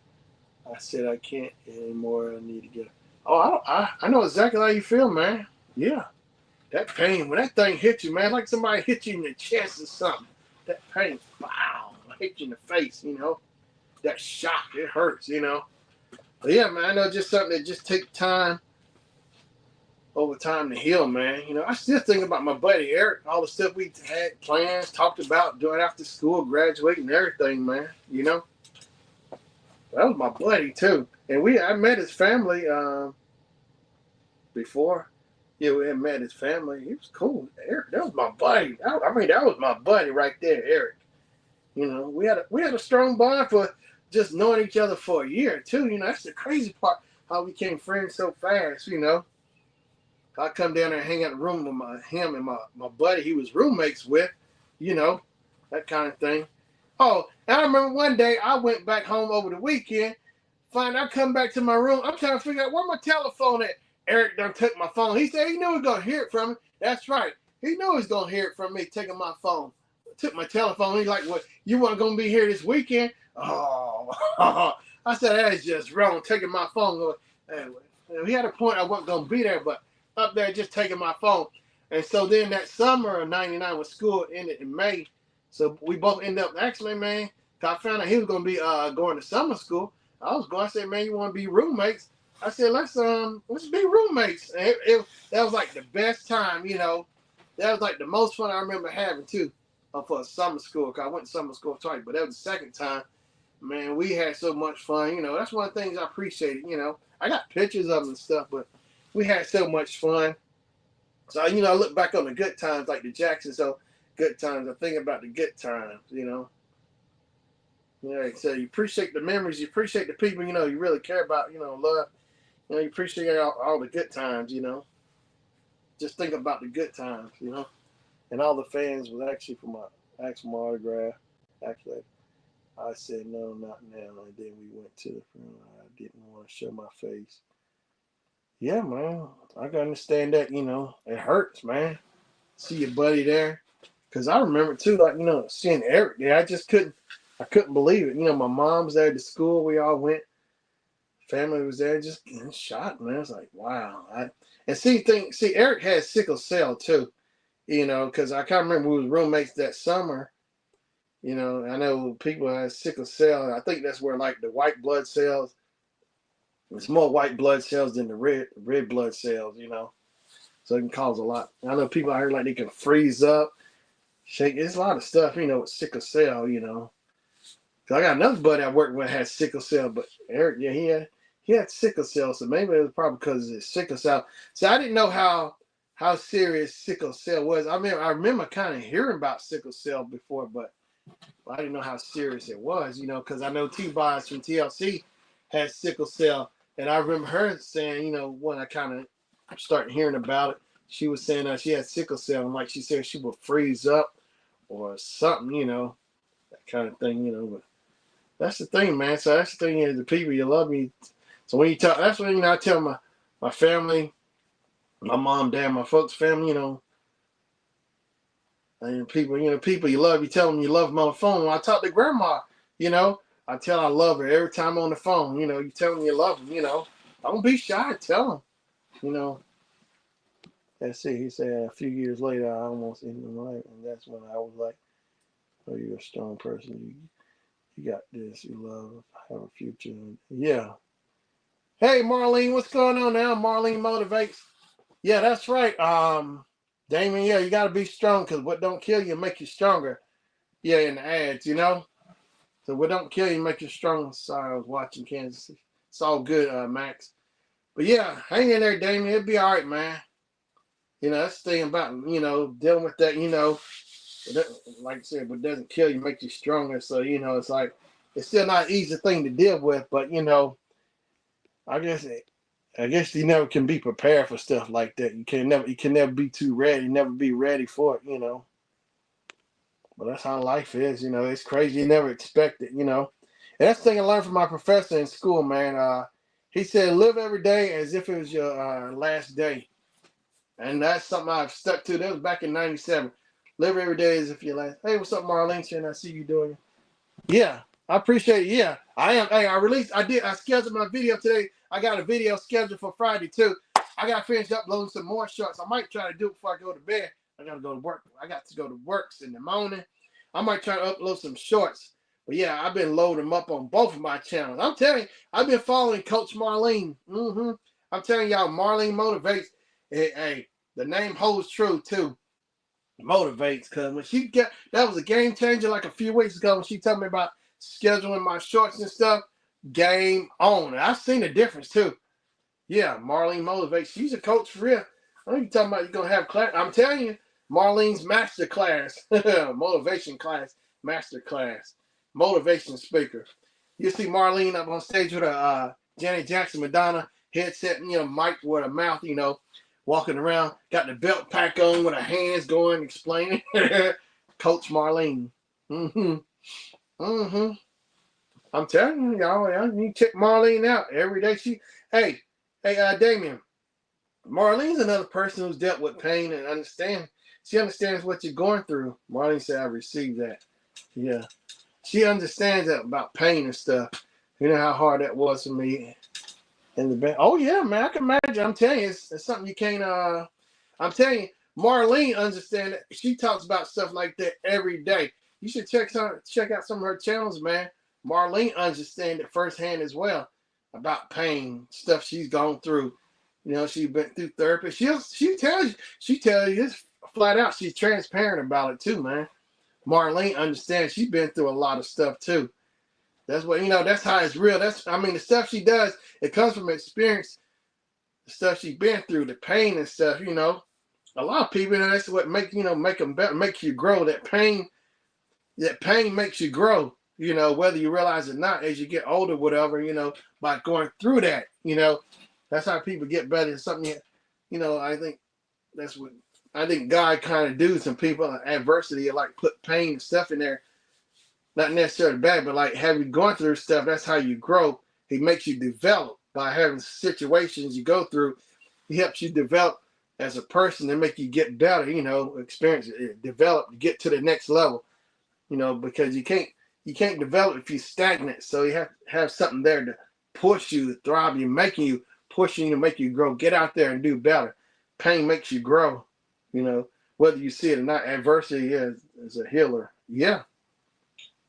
But pain makes you grow. It makes you progress, That's for sure.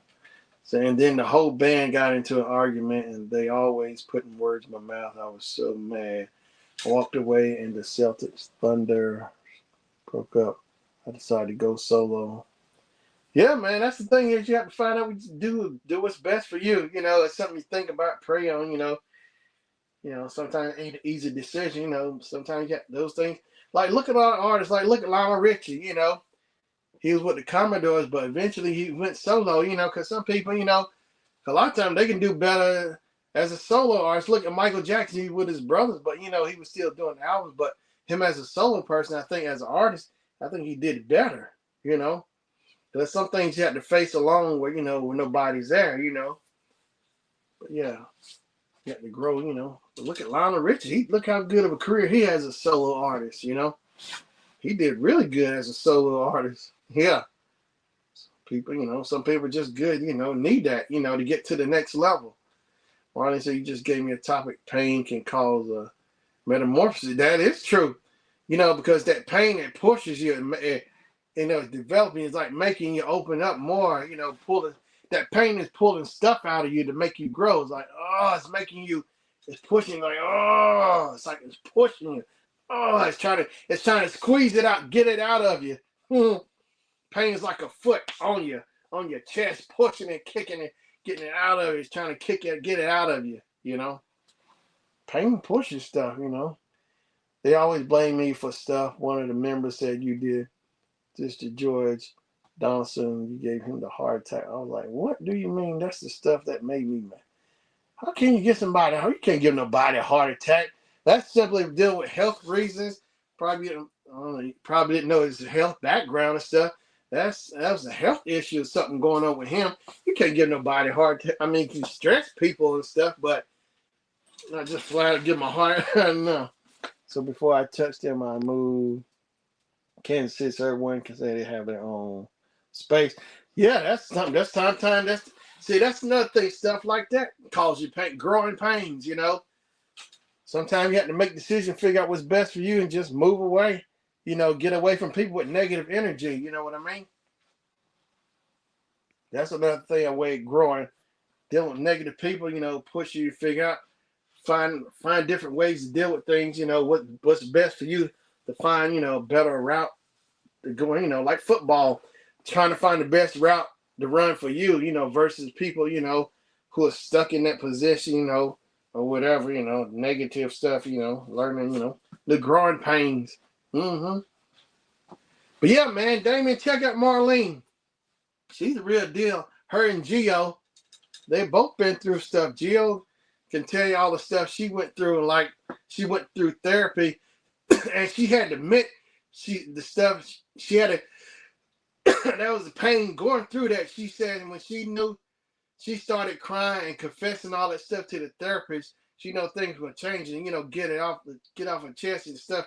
She had to admit stuff she had to do, correct herself and fix it, the pain, get it out, and she knows then things started changing, But yeah, her and Marlene, that's the thing. I joke and mess with them all the time, but I think it's really cool, something you can really respect, coming from a place, it comes from a real place, that stuff they went through, because that's real, that's something you can't fake.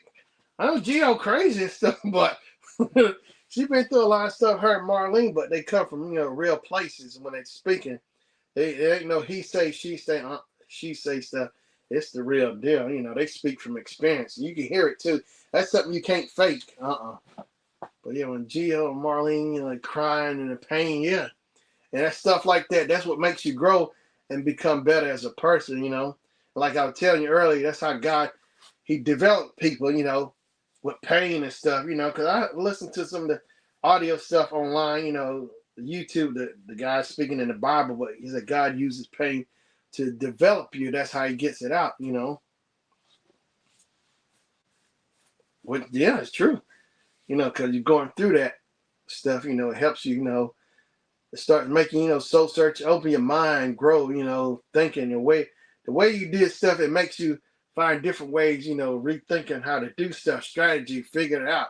That's all about trying to just figure out better ways to do stuff, you know, than what you was doing before, you know, that kind of thing. Pain, but yeah.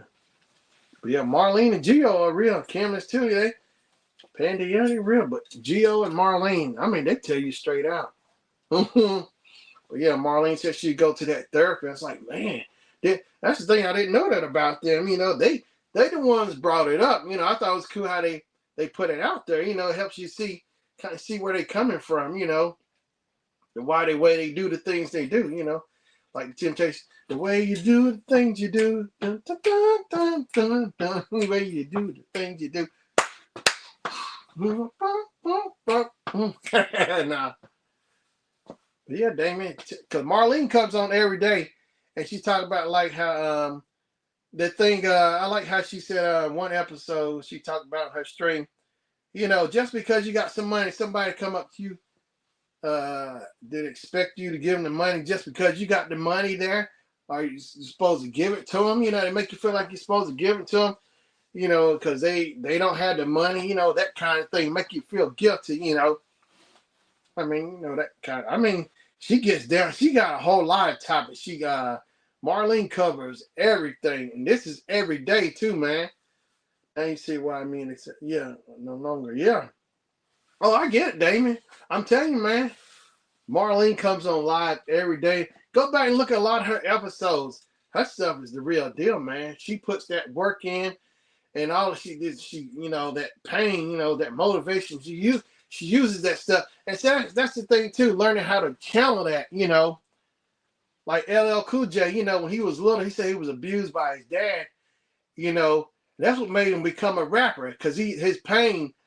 You know, he said it. It was like on Behind the Music or whatever. He said he could have easily fold or do something about it, and that's where his creativity and stuff, his writing for music, it was like therapy for him. Becoming a rapper. He started writing when he was like 12. So that's where he was taking that pain, he channeled it, he took it and made something positive out of the pain, you know, from the abuse growing up. So that's what, you know, that's why he is the way he is as a rapper and stuff. He became a rapper, you know, he started writing his own words, you know. I guess that's the thing, you know, sometimes I guess, you know, God does things in a mysterious way. I guess that's way thing that fueled his creativity of becoming a rapper or writing. He started writing and stuff. You know, that's what triggered that to come out. So then he started writing his songs at 12. Then he started rapping. You know, he got on with Def Jam like at 15 or whatever. The youngest artist to be on Def Jam at 15 or 16. He'd come out with Can't Live Without My Radio, LL Cool J. You know, a lot of those artists, you know, have pain and listen to their songs, the blues and stuff.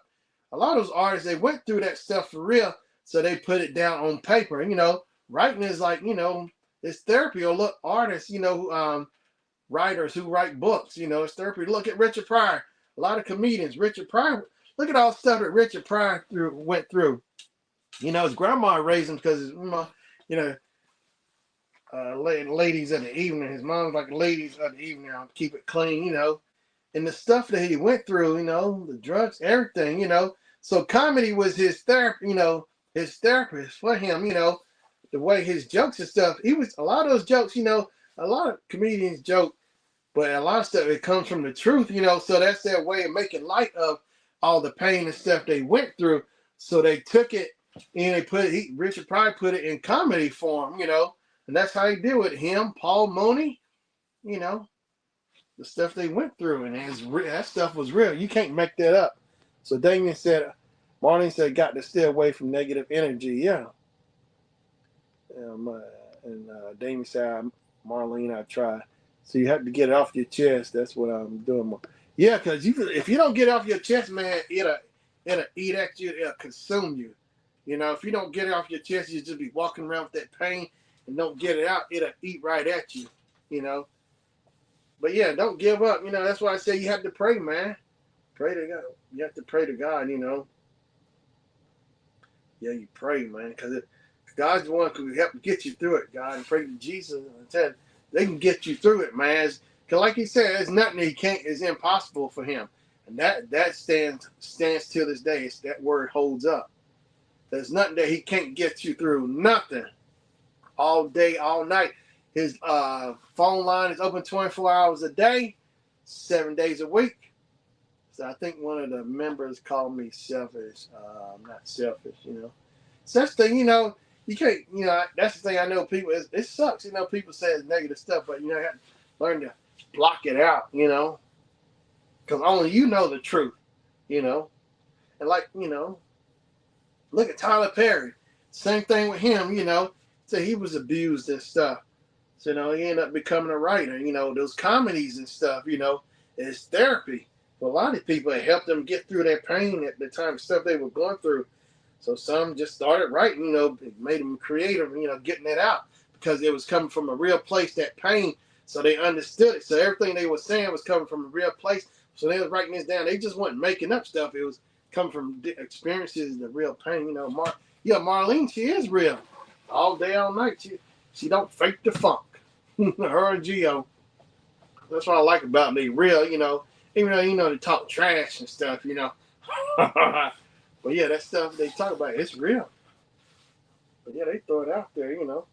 And Gio said it took her a while, but she had to figure that stuff. When she started going through that crying and the pain, she knew the change is coming, something was better, you know. That just means when you start growing and changing, something better is coming, you know. Things will start getting better, working out for you. You know, get your experience points up. Yeah. So Dame saying, I think one of the members was like, go to bed.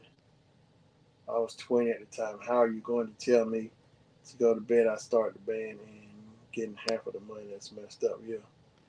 Yes, they guilt you into giving them money. Yeah. And see, that's another thing. How is it somebody can try to guilt you into money? Here's my thing.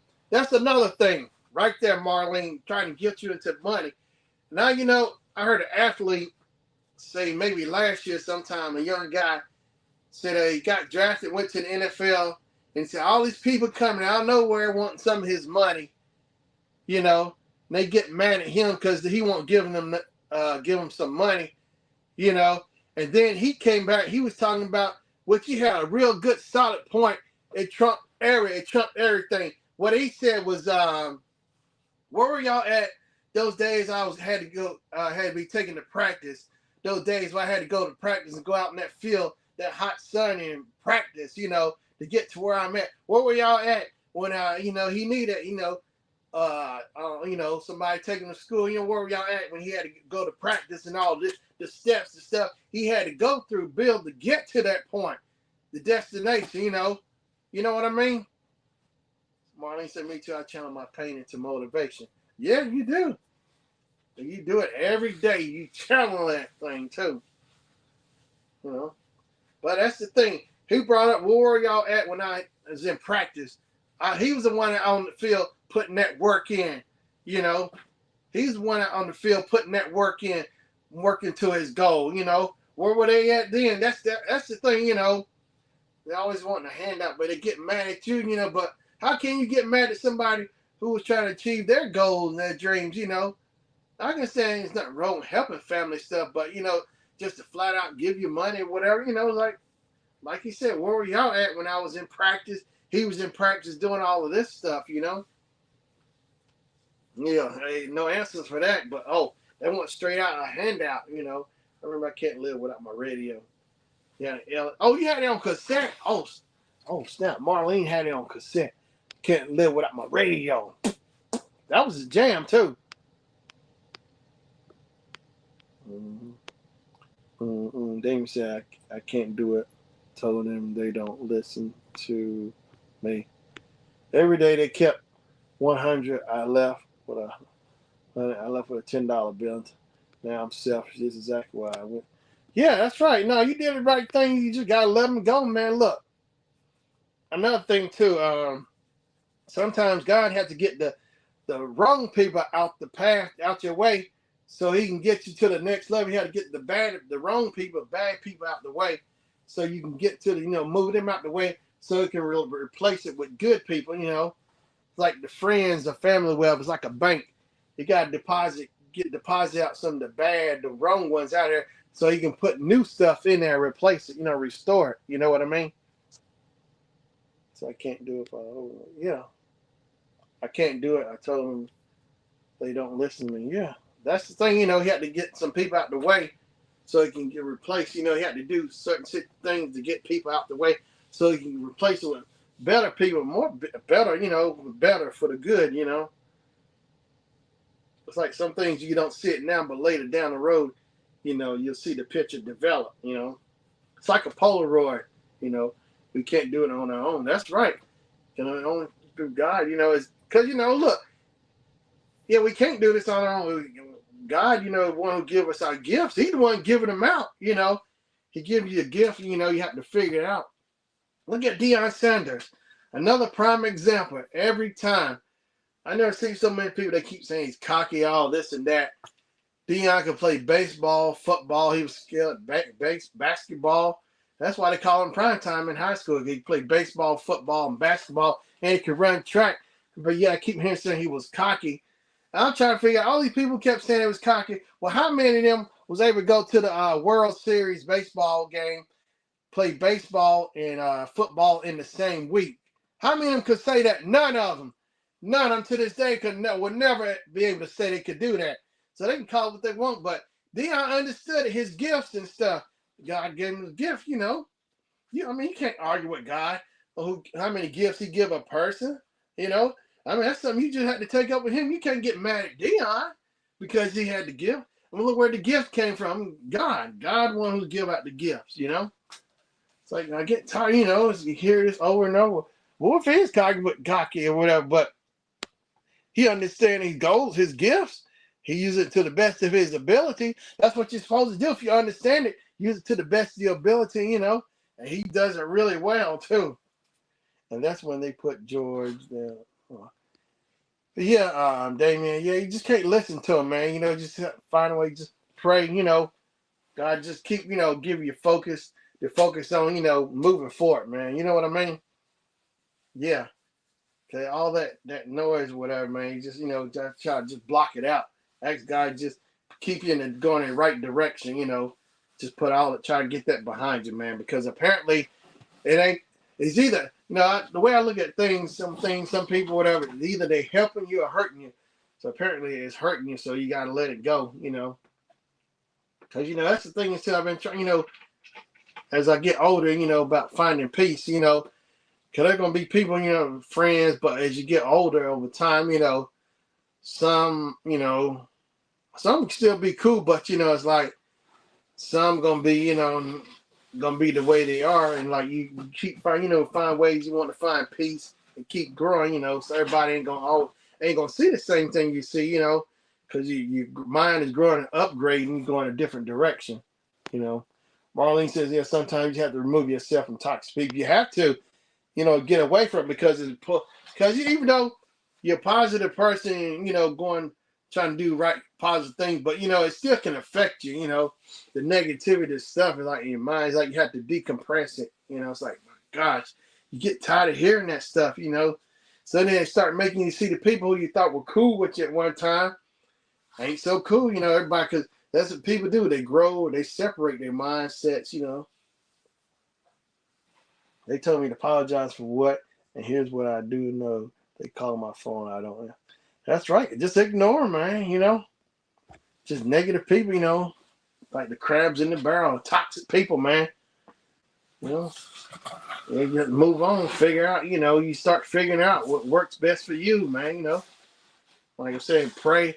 And like I said, like my uncle told me, get up in the morning time, and like when you wake up, that's when your mind's like the freshest, the ideals and everything, if you got an ideal or something, write it down, You know, he told me like open up the curtains too, get that sun and get that vitamin D. You know, and like I think that's like maybe the best time. Maybe God, you know, is talking to people early in the morning before the day gets busy. You know, when I guess everything is quiet and you can hear him.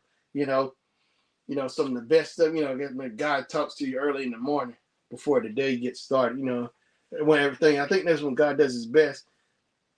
We're like talking to you when everything is quiet and around you. Cause like look at Magic Johnson. I saw Magic Johnson last year doing his motivational speaking. Magic says he gets up every morning at 4:30. 4:30 every morning before he gets started. He said that's when everything is the most quiet. You know, I guess you can hear your minds thinking. I guess that's when your mind's the freshest too. You know, before the day gets started. Ideas, everything, waking up. Your mind's fresh, recharged, you know? Sorry, but I brought this up. I was just telling you what's been. No, there's nothing to be sorry about. No, man. There's nothing to be sorry about. Just explaining getting stuff off the chest. Marlene said, I believe God talks to me at night. Yeah. So I guess it's this thing God knows we all, like, you know, your parents, you know, they know how their children are. You know, he knows he had to treat everyone accordingly. God loves all his children, bad or good, no matter bad or good. He has to treat them all accordingly, you know. Talk to them in the morning, night. Yeah, just depends, you know. Yeah. Marty said he tells me topics I need to talk about. Right. These are the facts.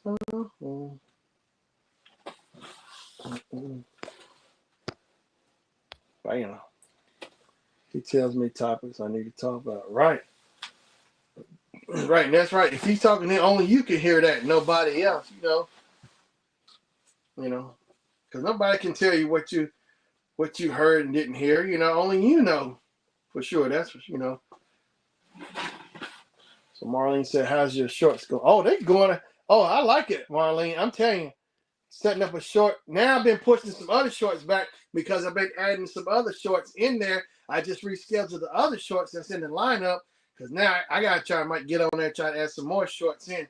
I gotta get on there. I think for my channel right here, my Chef Shannon channel, I think I'm booked up till maybe Sunday. But my Chef Shannon channel, I'm booked up till next Thursday. I was like, man, I'll really head up. I was just going at it, you know.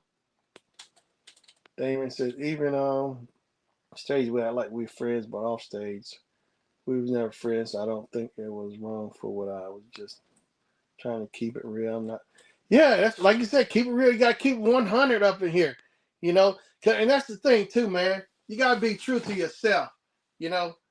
That's the thing, you know. I tell people it takes courage to be yourself. Just because somebody doing something this way, but you know, it takes courage to be you. Even though somebody such and such doing whatever, but what do you think? You know, how should you handle things? You know, be yourself. What you know, how you register things. You know, think for yourself. You know what I mean? It takes courage to be yourself. You know, you have to be yourself. You have to be true to yourself. You know. Marlene says my vlog channel is doing well with shorts. Oh, good deal. I have like 20. I'm 28 away from 2K. Oh wow, I got 1,000 followers from shorts. Nice. Hey, my Chef Shannon. That's congratulations on it, Marlene. My Chef Shannon channel. My shorts are going up, and my subscribers are picking up too off of that because I scheduled my shorts. Yes, my shorts run. I'm booked up to next Thursday. I'm trying to do like you're doing. You trying to be booked up all the way up to next April of next year to get those loaded up in your videos, and you just go live. You know, that's all. Yeah, that's good. Yeah, I appreciate it, Marlene. And Damon said that's what happened behind my band, the Celtic Thunder. That's cool. Yeah, man. That's how things go. That's the thing. You take that experience and you take it and learn from it. Use the build from that, you know, and it's like a building block. You take one thing, you build from that what you learned, and boom, and it just open up another path. You just keep building and building, you know. It's all experience points, you know. So then you know how to handle this situation. Yeah. So I'm glad I got the. Yeah, man, you have to because you can't hold that stuff in. It ain't worth holding. It ain't like gas. It's like gas. You know, you sitting around keep holding gas. People in the elevator with you. eventually it's gonna come out sooner or later, one way or another. You know, and sometimes it might be bad or good. It come out runny or whatever. But holding stuff in it ain't good for you. Because it can affect your body, man. Make your legs, muscles, everything. It's gonna come out one way or another. Whether you like it, it might not be a good way, but it's gonna come out one way or another. Well, at least I'm trying to do my short, get organic. Yeah, Max. you know, yeah, it is like gas, man. If you hold that, you realize, and don't hit a speed bump, that thing, boom, whoosh. Don't let somebody be in the back. You driving, you got all that gas. Don't you hate that? You be out in the open somewhere by yourself. The gas won't come out, and let you get around a bunch of people. Oh, that gas ready to come right out. What is that? I cannot figure that out.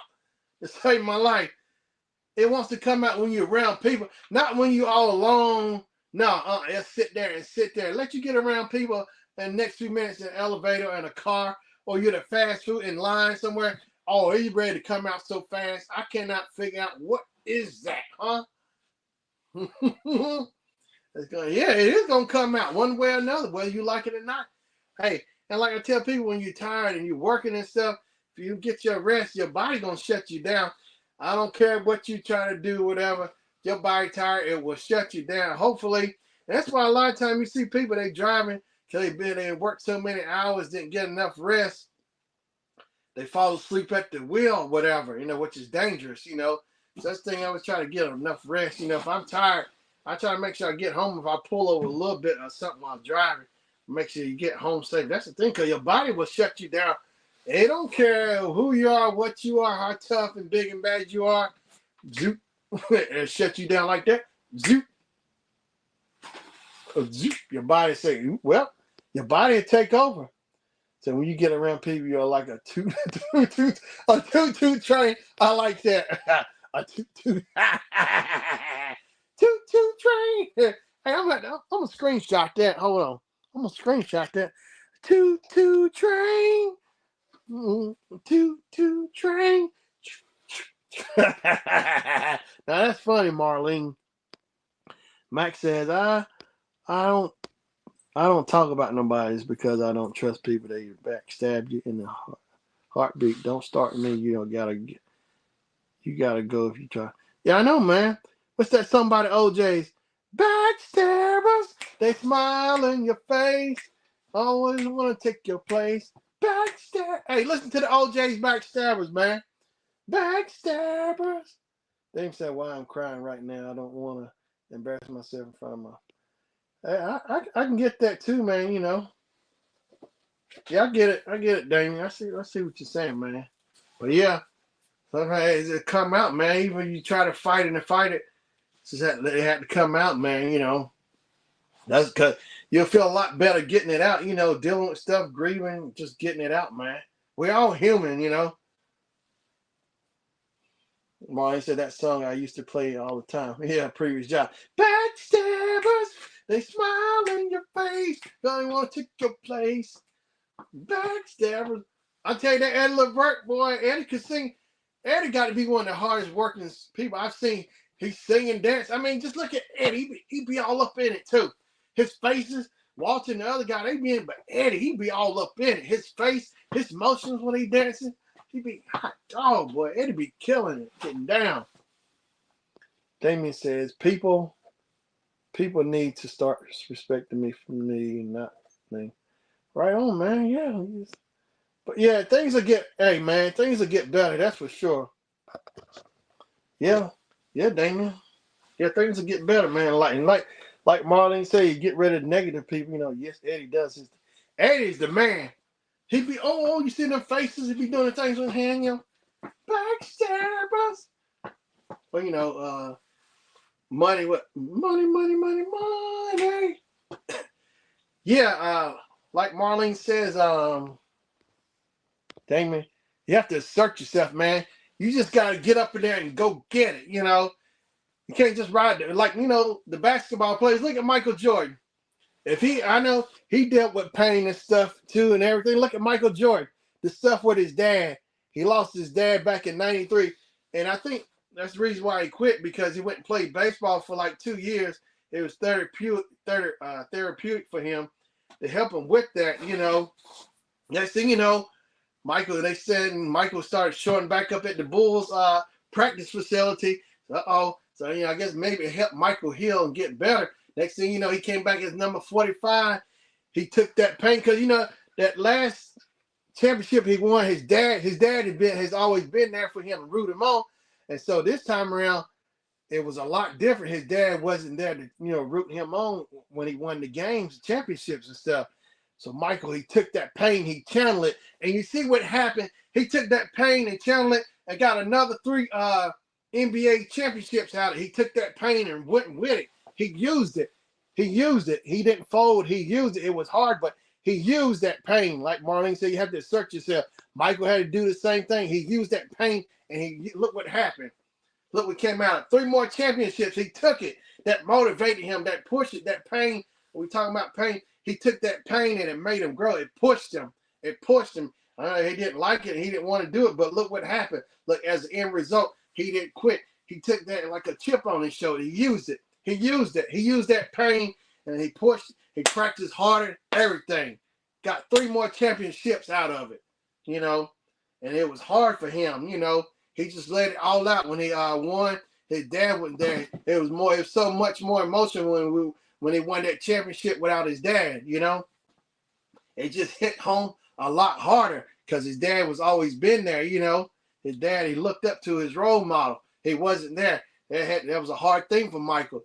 It wasn't easy, but he used it. He just kept going. He kept playing basketball because basketball was like therapy for him. All right, Marlene, I appreciate you coming in. Thanks so much. Yeah, I appreciate everything. But yeah, y'all need to go check out Marlene Motivates. She's the real deal. Yeah, I'm telling you, Damien, man, go check Marlene out. She's the real deal. Check her stuff out. Good night, Marlene. Nice meeting you. I'm telling you, man, Marlene knows what's up for real. Every day she talks about these people, backstabbing people, everything. Marlene covers everything. She's the one to go check out, man, for real. Marlene Motivates. Marlene Love. Marlene 411. Yeah. What's the 411? I'm telling you, Damien, check Marlene out. Her stuff, she's the real deal. She don't play. She don't play. No, she don't. Because I catch on her live, too.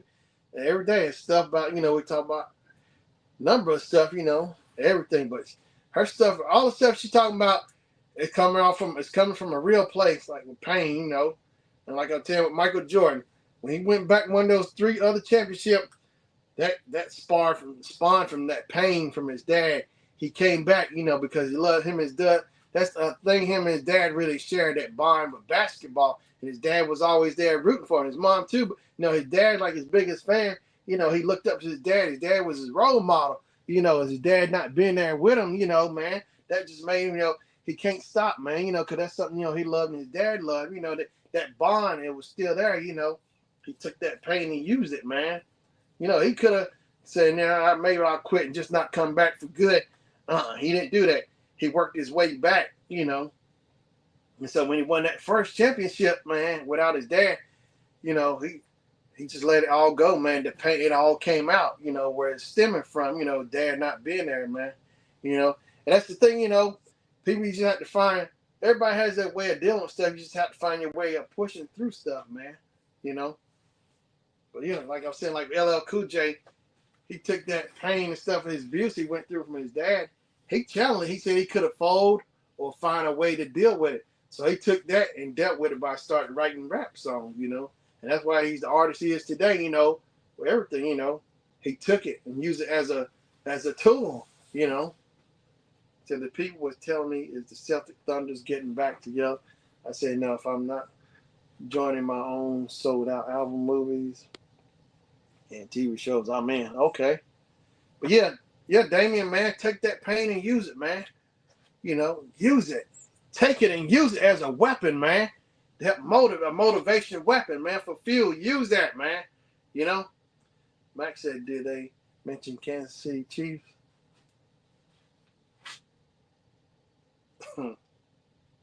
No. That's funny. Backstab. But yeah, man. But you'll be all right, Damien. Yeah, man. And from tonight, man, go back and look at this and check out I'm telling you, man, you need to go check out Marlene for real. She know what's up. She's 100, like I said, keep it real. 100. She keep it 100. She don't sugarcoat nothing. Nah. She the real deal, man. She'll tell you what's straight up, man. And that's the way it should be, like grandma, grandma did not sugarcoat anything, man. She tell you straight up. What whether you want to hear it or not, she tell you the truth the way it is. She didn't have to go through no shit. No, that's why you give it to you raw, right on the table, raw. Give it to me raw. You have more respect for people who do that. Tell it to you raw than trying to sugarcoat stuff. People tell the truth, be straight with you. If I started banging one. Oh, Max, I guess Action Damien started band. You want to join? Hey, man, go for it. Is there a door right there opening right now, man? Hey, go for it. That's what it's all about, man. They got people who care, positive people, friends who care. They'll help you one way. Do the best. A real friend, I try to find a way to help you. So Max just did that. That's what friends do. They try to find a way to help you, or find the best way they can, find somebody who can help you, Pain. Look at Michael Jackson. Ben is a perfect example.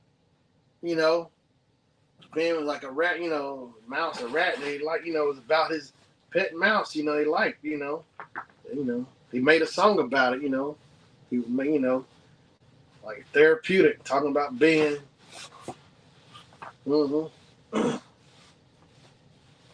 Yeah, look at all the creative artists, musicians and stuff.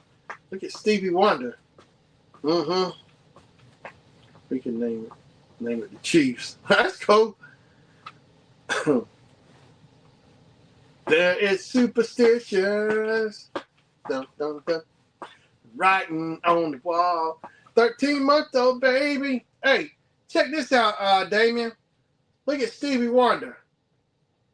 Now, he didn't know he was born blind. He wasn't born blind. It was an accident. I think it was accident. I think it was too much oxygen in his incubator, But you know what? Look at Stevie. Now look at Stevie Wonder is a perfect example. I'm sure it probably pain. But he never knew he was born blind or whatever. But he didn't use that as an excuse, because look at his God-given gift he had. He still took his gift and he still did something with it. In spite of him being blind, he didn't use that as an excuse. He still went out and still did his thing, man. Look at Stevie Wonder, perfect example, man. And look at all the music and stuff he has created, And I can see I can't even do that stuff, a lot. And see, Stevie Wonder can play the drums. Stevie Wonder, hey man, go look up Stevie Wonder playing the drums. Stevie Wonder can play the drums, man. Stevie can play a whole lot of stuff, in spite of not being able to see. It's like, it's like that it really don't matter, because Stevie is gonna still do his thing. Look at him. You think Stevie's sitting around at home saying no? Stevie's still rocking out, man. Stevie Wonder's a perfect example of that, when he was a baby, probably before that accident happened, he probably could see for, who knows, but Stevie Wonder is not welcome. This sounds like an album name, but sure. But Stevie Wonder's the man. But Stevie Wonder's a perfect example, not using the excuse. He still kept pushing and doing his thing in spite of him being blind, Look at all this music he created, Now, what if he sat at home and used that as an excuse he can't see? Maybe, maybe it probably, his kid, it probably did make him sad. He couldn't see like the other little kids, but I'm sure he figured out. He had his music. That was his creativity, Look at the stuff he could see without seeing, you know what I mean? The musically, his visions and stuff with his music. Listen to his music, he can see the stuff he can see through his music, musically, because he was a music genius. He was musically inclined. That was his gift, And it stopped Stevie. His parents saw when he was little. They saw that he was already, gifted, playing the drums and stuff at that little, playing harmonica, played the piano, could sing. Steve, you think that stopped Stevie? Nope. Look what all he done. The albums and stuff he came out, the music. And Stevie done won so many awards and stuff.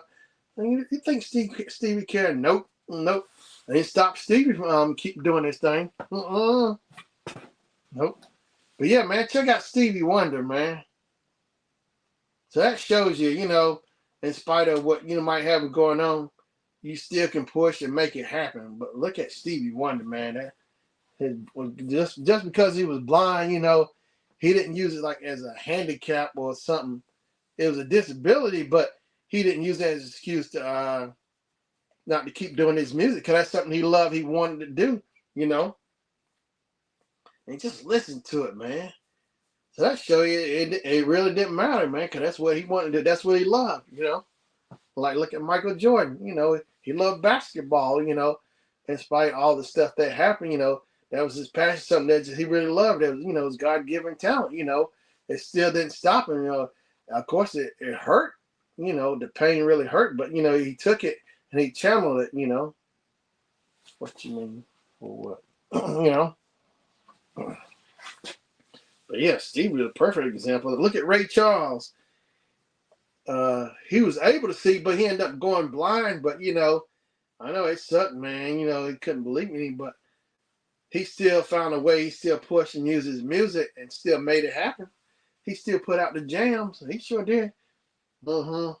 You got the right one. But yeah, man. But those are perfect examples. Look at that, Oh, I use my granddad as an example too, man.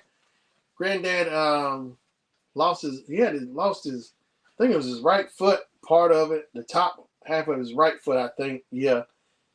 Then later on, like back in 98, his leg was amputated, man. And still, I still use that all the time, man. I tell people that my granddad, well, he lost his leg. He had to go through therapy and stuff. I'm sure he had to make the adjustment, but I go up to the house and see him. He still would do his gardens and stuff. Man, I never heard him complain, not one time. Not one time. I'm sure it was pain, but, it didn't stop him from doing his thing, man. He just kept on doing his normal everyday routine thing, I was like, man, if I had just something positive like that, he kept doing his thing. He'd go outside, do his normal routine, sit out by the table under the umbrella. He's just smiling, man. He kept doing his thing, man. He still kept going, in spite of, he had his wheelchair and stuff.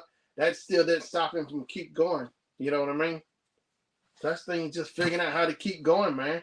Everybody has their way of doing things, His garden and stuff made him happy. That's what he'd been doing all his life, In spite of, what happened, he had his ramp, go down the ramp, riding his chair down. He still went and did his normal routine in spite of all of that, man. You just have to find a way to keep going, But yeah, my granddad, I was like, that's something that amazed me. And like my grandma, man.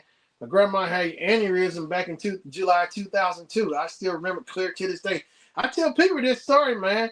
The stuff my grandma went through, because my grandma, she believed in God and everything. And they said she was going to have emergency surgery because of the aneurysm. They said surgery would take 4 hours. She beat it in 3 hours. She beat it in 3. Grandma beat it in 3 hours, man. And then on top of that, so grandma had to go through rehab. The nurse would come on to the house every day. We'd go over there and check on her. And grandma had a walker. So grandma had to leave. They shaved all the hair off for the surgery. And grandma had to learn how to walk again. She had that walker. And I know grandma said she was getting frustrated with that therapy lady. She got tired of that. So you know what grandma did? Grandma didn't use that excuse. No, it motivated her. That pain going through that motivated her to step it up, do something on her own. So what she said she did was she took that walker and threw it to the side, and see her room was upstairs. So what she had to do, she said she would grab the rail and she would climb, walk up the stairs. She would just take her time, one step at a time, hanging on to that rail. She said she did it every day. And grandma did this on her own without the nurse, without that walker. I said, that's the kind of, see stuff like that, that's what you call optimism. Somebody, grandma pushed herself. she took all that she went through and she used it, motivated her, and she got better and back on track, you know. And then grandma was walking again and everything, driving a car, everything, man, from what she went through back in 2002, man. And so I lost my grandma back in 2022. So that was like a gift in itself, 20 more years of grandma, you know, because I lost my granddad just a few years before, you know, that happened, the aneurysm. I lost him back in 98, and my grandma had that aneurysm in 2002. So that was 4 years later. And see how my grandma and granddad came back from where they were at in their situation, you know. They didn't complain or nothing, man. They just went and just took one day at a time. They just kept pushing and pushing, man. They were strong, man. That was the inner strength, you know. They just kept pushing and pushing. Hey, what's up, Jaden? How you doing, man? But yeah, Damien, you're not the only one, man. You got to remember that, you know. There's people that before you look, there's people in the Bible who went through the stuff, you know. Look at Moses. Moses in the Bible, you know. There's a lot of people. Look at the Bible, man. This stuff we doing is nothing new under the sun, man. It's nothing new under the sun. The stuff, there's a lot of people in the Bible who went through a whole lot way worse stuff than we did. Look at Job, man. You should read Job in the Bible. Look at this. Trust me. Now that's something that's a whole new ball game right there, man. Look up Job and the stuff he had to go through in the Bible. Look up Job, man. Look at the story of Job and all the stuff he went through. I'm telling you, man, there's so many stories in that Bible we can relate to still to this day in there. It's a whole lot of stories and lessons to be learned. And man, it's so many stuff in there. Oh my gosh, to dig through in the Bible, man. But look up Job. You should look at the story of what Job went through, man. That man. I'm telling you, look up Job, man. Look at what he went through. You know, I'll just clue you in. Job was faithful to God, everything. Look at the stuff he was put through. He didn't cuss God and nothing. He still kept his faith and everything. Look up Job, man. What is it Job? Job? Not Job, but Job. Yeah, look up Job, man. Damien, yeah, I'm telling you, man, you should look at it's a lot of stories in there, man. You know, there are people in the Bible who went through a lot of stuff too, man. And that's why I was put in the Bible, you know, in there, the lessons, you know, showing, you know, we you know, a lot of this stuff happened way before we were even born, you know. But yeah, look up Job, man. That's a story to read about. Job. Read about Job, man. Mm-hmm. Hey, Jaden. Hey, listen, y'all. I guess I need to get on off here. I didn't realize the time is flying by. But yeah, I'm gonna try to get back on here Wednesday if I can, back at 7 o'clock. If I ain't work conflict. Hey, man, I really enjoyed talking to y'all today. So I appreciate y'all coming in. I appreciate Damien coming in. Max Charles, Marlene motivates. I appreciate Jaden coming in. Yeah, I appreciate everybody coming in tonight. This is really good. Oh hey, Mama, how you doing? I appreciate you coming. I love you, Mama. So I brought my ticket to see Damien in concert, Shannon, so we can talk. That's good, man. Yeah, good. Look out for your buddy, man. That's what friends do. Yeah, man. But yeah, man. But hey, Damien, think about what I was telling you, know, my grandparents, you know, the stuff they went through. Look at Stevie Wonder, you know, all that. Michael Jordan, man. A lot of look. That's why some people they so great because, you know, they're great for a reason because the stuff they went through, you know, the pain and stuff that got them there, you know. Like I'm telling you, God used stuff, you know, to develop people, you know. So that, you know, that's way of, you know, getting people there to the next level. You know, you can't do nothing if you're stagnant, just sitting there. You ain't getting nowhere, you know.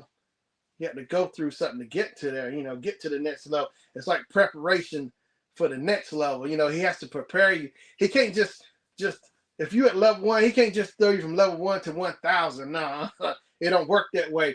He gotta prepare you for one level at a time to work you up there, you know, because if he gets you from level 1 to 1,000, you won't know what to do. Like, all the in between. That's the process, the journey, going from level 1 to 2, work your way up to the top. You can't just jump from one. You can't go from A to C. You gotta go A, B, C. You know, just a little advice. But yeah, hey y'all. All right, Mama, I love you. I'm gonna try to call you tomorrow. Yeah, Damon said I'll look up Steve Wonder at my downtime. I told you I'm traveling everywhere. Yeah, man. And also look in the Bible too. That story about Job too, man. That's something you should read. Look at the story. Read story in the Bible about Job too, man. Job, J-O-B, Job, not Job, but yeah, Job. Look up Job too, man. Look up Stevie Wonder and his music, his story of him being blind. I'm telling you, man. You know, I'm telling you that's for real. You know, in spite of him being blind, it didn't stop him from doing his thing, man. Stevie, one of the greatest artists that ever played music all time, you know. I don't have time, right? But yeah, Stevie Wonder and Job, and check out Marlene, man. That's some stuff, you know, that help, you know, inspire you, man. Keep you pushing, keep going, man. There's been people who have been there before you, you know, who've been through stuff. Like the stuff I've been through, man. So, you know, look at all those aspects from different, you know, angles of what stuff people been through. You know, my grandparents, you know, the stuff they went through, my grandma, man. That's for real, man. You know, that's for real, seeing how grandma came back from that, you know, rehab, everything, man. I will visit Marlene whenever she comes on. Yeah, I'm telling you, man. Marlene's for real, too. But yeah, check them out, man. Yeah, man, I still think about it all the time. My grandma, my granddad, how they pushed, how they kept still doing. They strong people, man. You know, I mean, anybody could easily give up on stuff like that, but they didn't, man. They didn't. They didn't let it stop them. You know, it's that inner strength, you know. My mom got it, my dad, my folks, they all got it, you know, inner strength. My uncles, yeah, strong people, man. And that's something inspire me. I see how they do stuff. And I remember growing up, I'm glad I was there growing up around, you know, little, and see that, you know, see them go through that, you know, stuff, good experience to have that, you know, put a notch on your belt, you know. It's like I take plays out of their playbook. Yeah, now I still think about George every day. Yeah, man. I know it's not easy, but you know, just think about the good times, you know, the good memories. I'm sure you got pictures or video, you know, have the picture, you know, look back on it, you know. That's why I got so many pictures of my family and stuff, you know, my folks, family. I got a whole lot of memories. I got pictures of grandmas, man. Hey, man, I even got like phone conversations I had with my grandma on the phone, recording. I still keep on my phone with grandma singing happy birthday to me. I keep it on my phone, man. I listen to it all the time. Yeah, it's like back in 2013. Yeah, she called and left a voicemail. I still keep the voicemail on my phone, man. And I got more recordings, you know, audio recordings of grandma. Yeah, me having conversations, me calling, saying Merry Christmas, and my professor who passed away like a year after her. I got conversations. I talked to him on the phone, tell him happy birthday, you know, birthday calling, saying Merry Christmas, talking to him, man, you know. I appreciate those conversations. I got conversations with my mom and dad, all my family and I talk to. I got conversations. I appreciate it. That's my way of hanging on to stuff, you know. I have a DVD with his pictures on it. I've been knowing since. Okay. Yeah, man. Just think about the good times, you know. Yeah, that's a song that Bobby Jackson's called The Good Times. I listen to it all the time.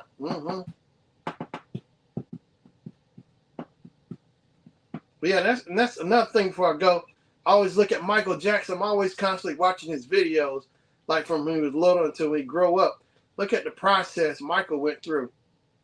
Michael was a student of the game. He was saying he wanted to be the best, you know. Because older brother Jackie said he remember going by his room and Michael was saying how many albums he was going to sell. Even when he was little, Michael was motivated, you know. He wanted to show the world what he can do, you know. I got to go on my flight. All right. Hey, Damien, be safe. I appreciate it, man. Yeah, so hopefully maybe I can make it back, not tomorrow, next week, 7 o'clock, hopefully. I'll see what I can do if I can get on here. Well, I appreciate y'all coming. I appreciate my mom. I love you, mama. Appreciate Marlene, Damien, Max, and Jaden. I appreciate y'all coming on. So I'm sure Shannon. I'll see y'all next week, hopefully. Peace out. Be safe, y'all. Boom.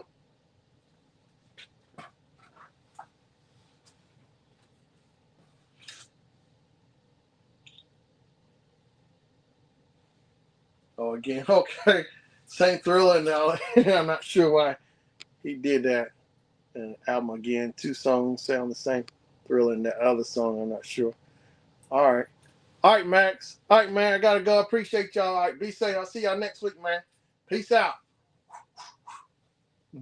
Jack Stills. Dun, dun, dun.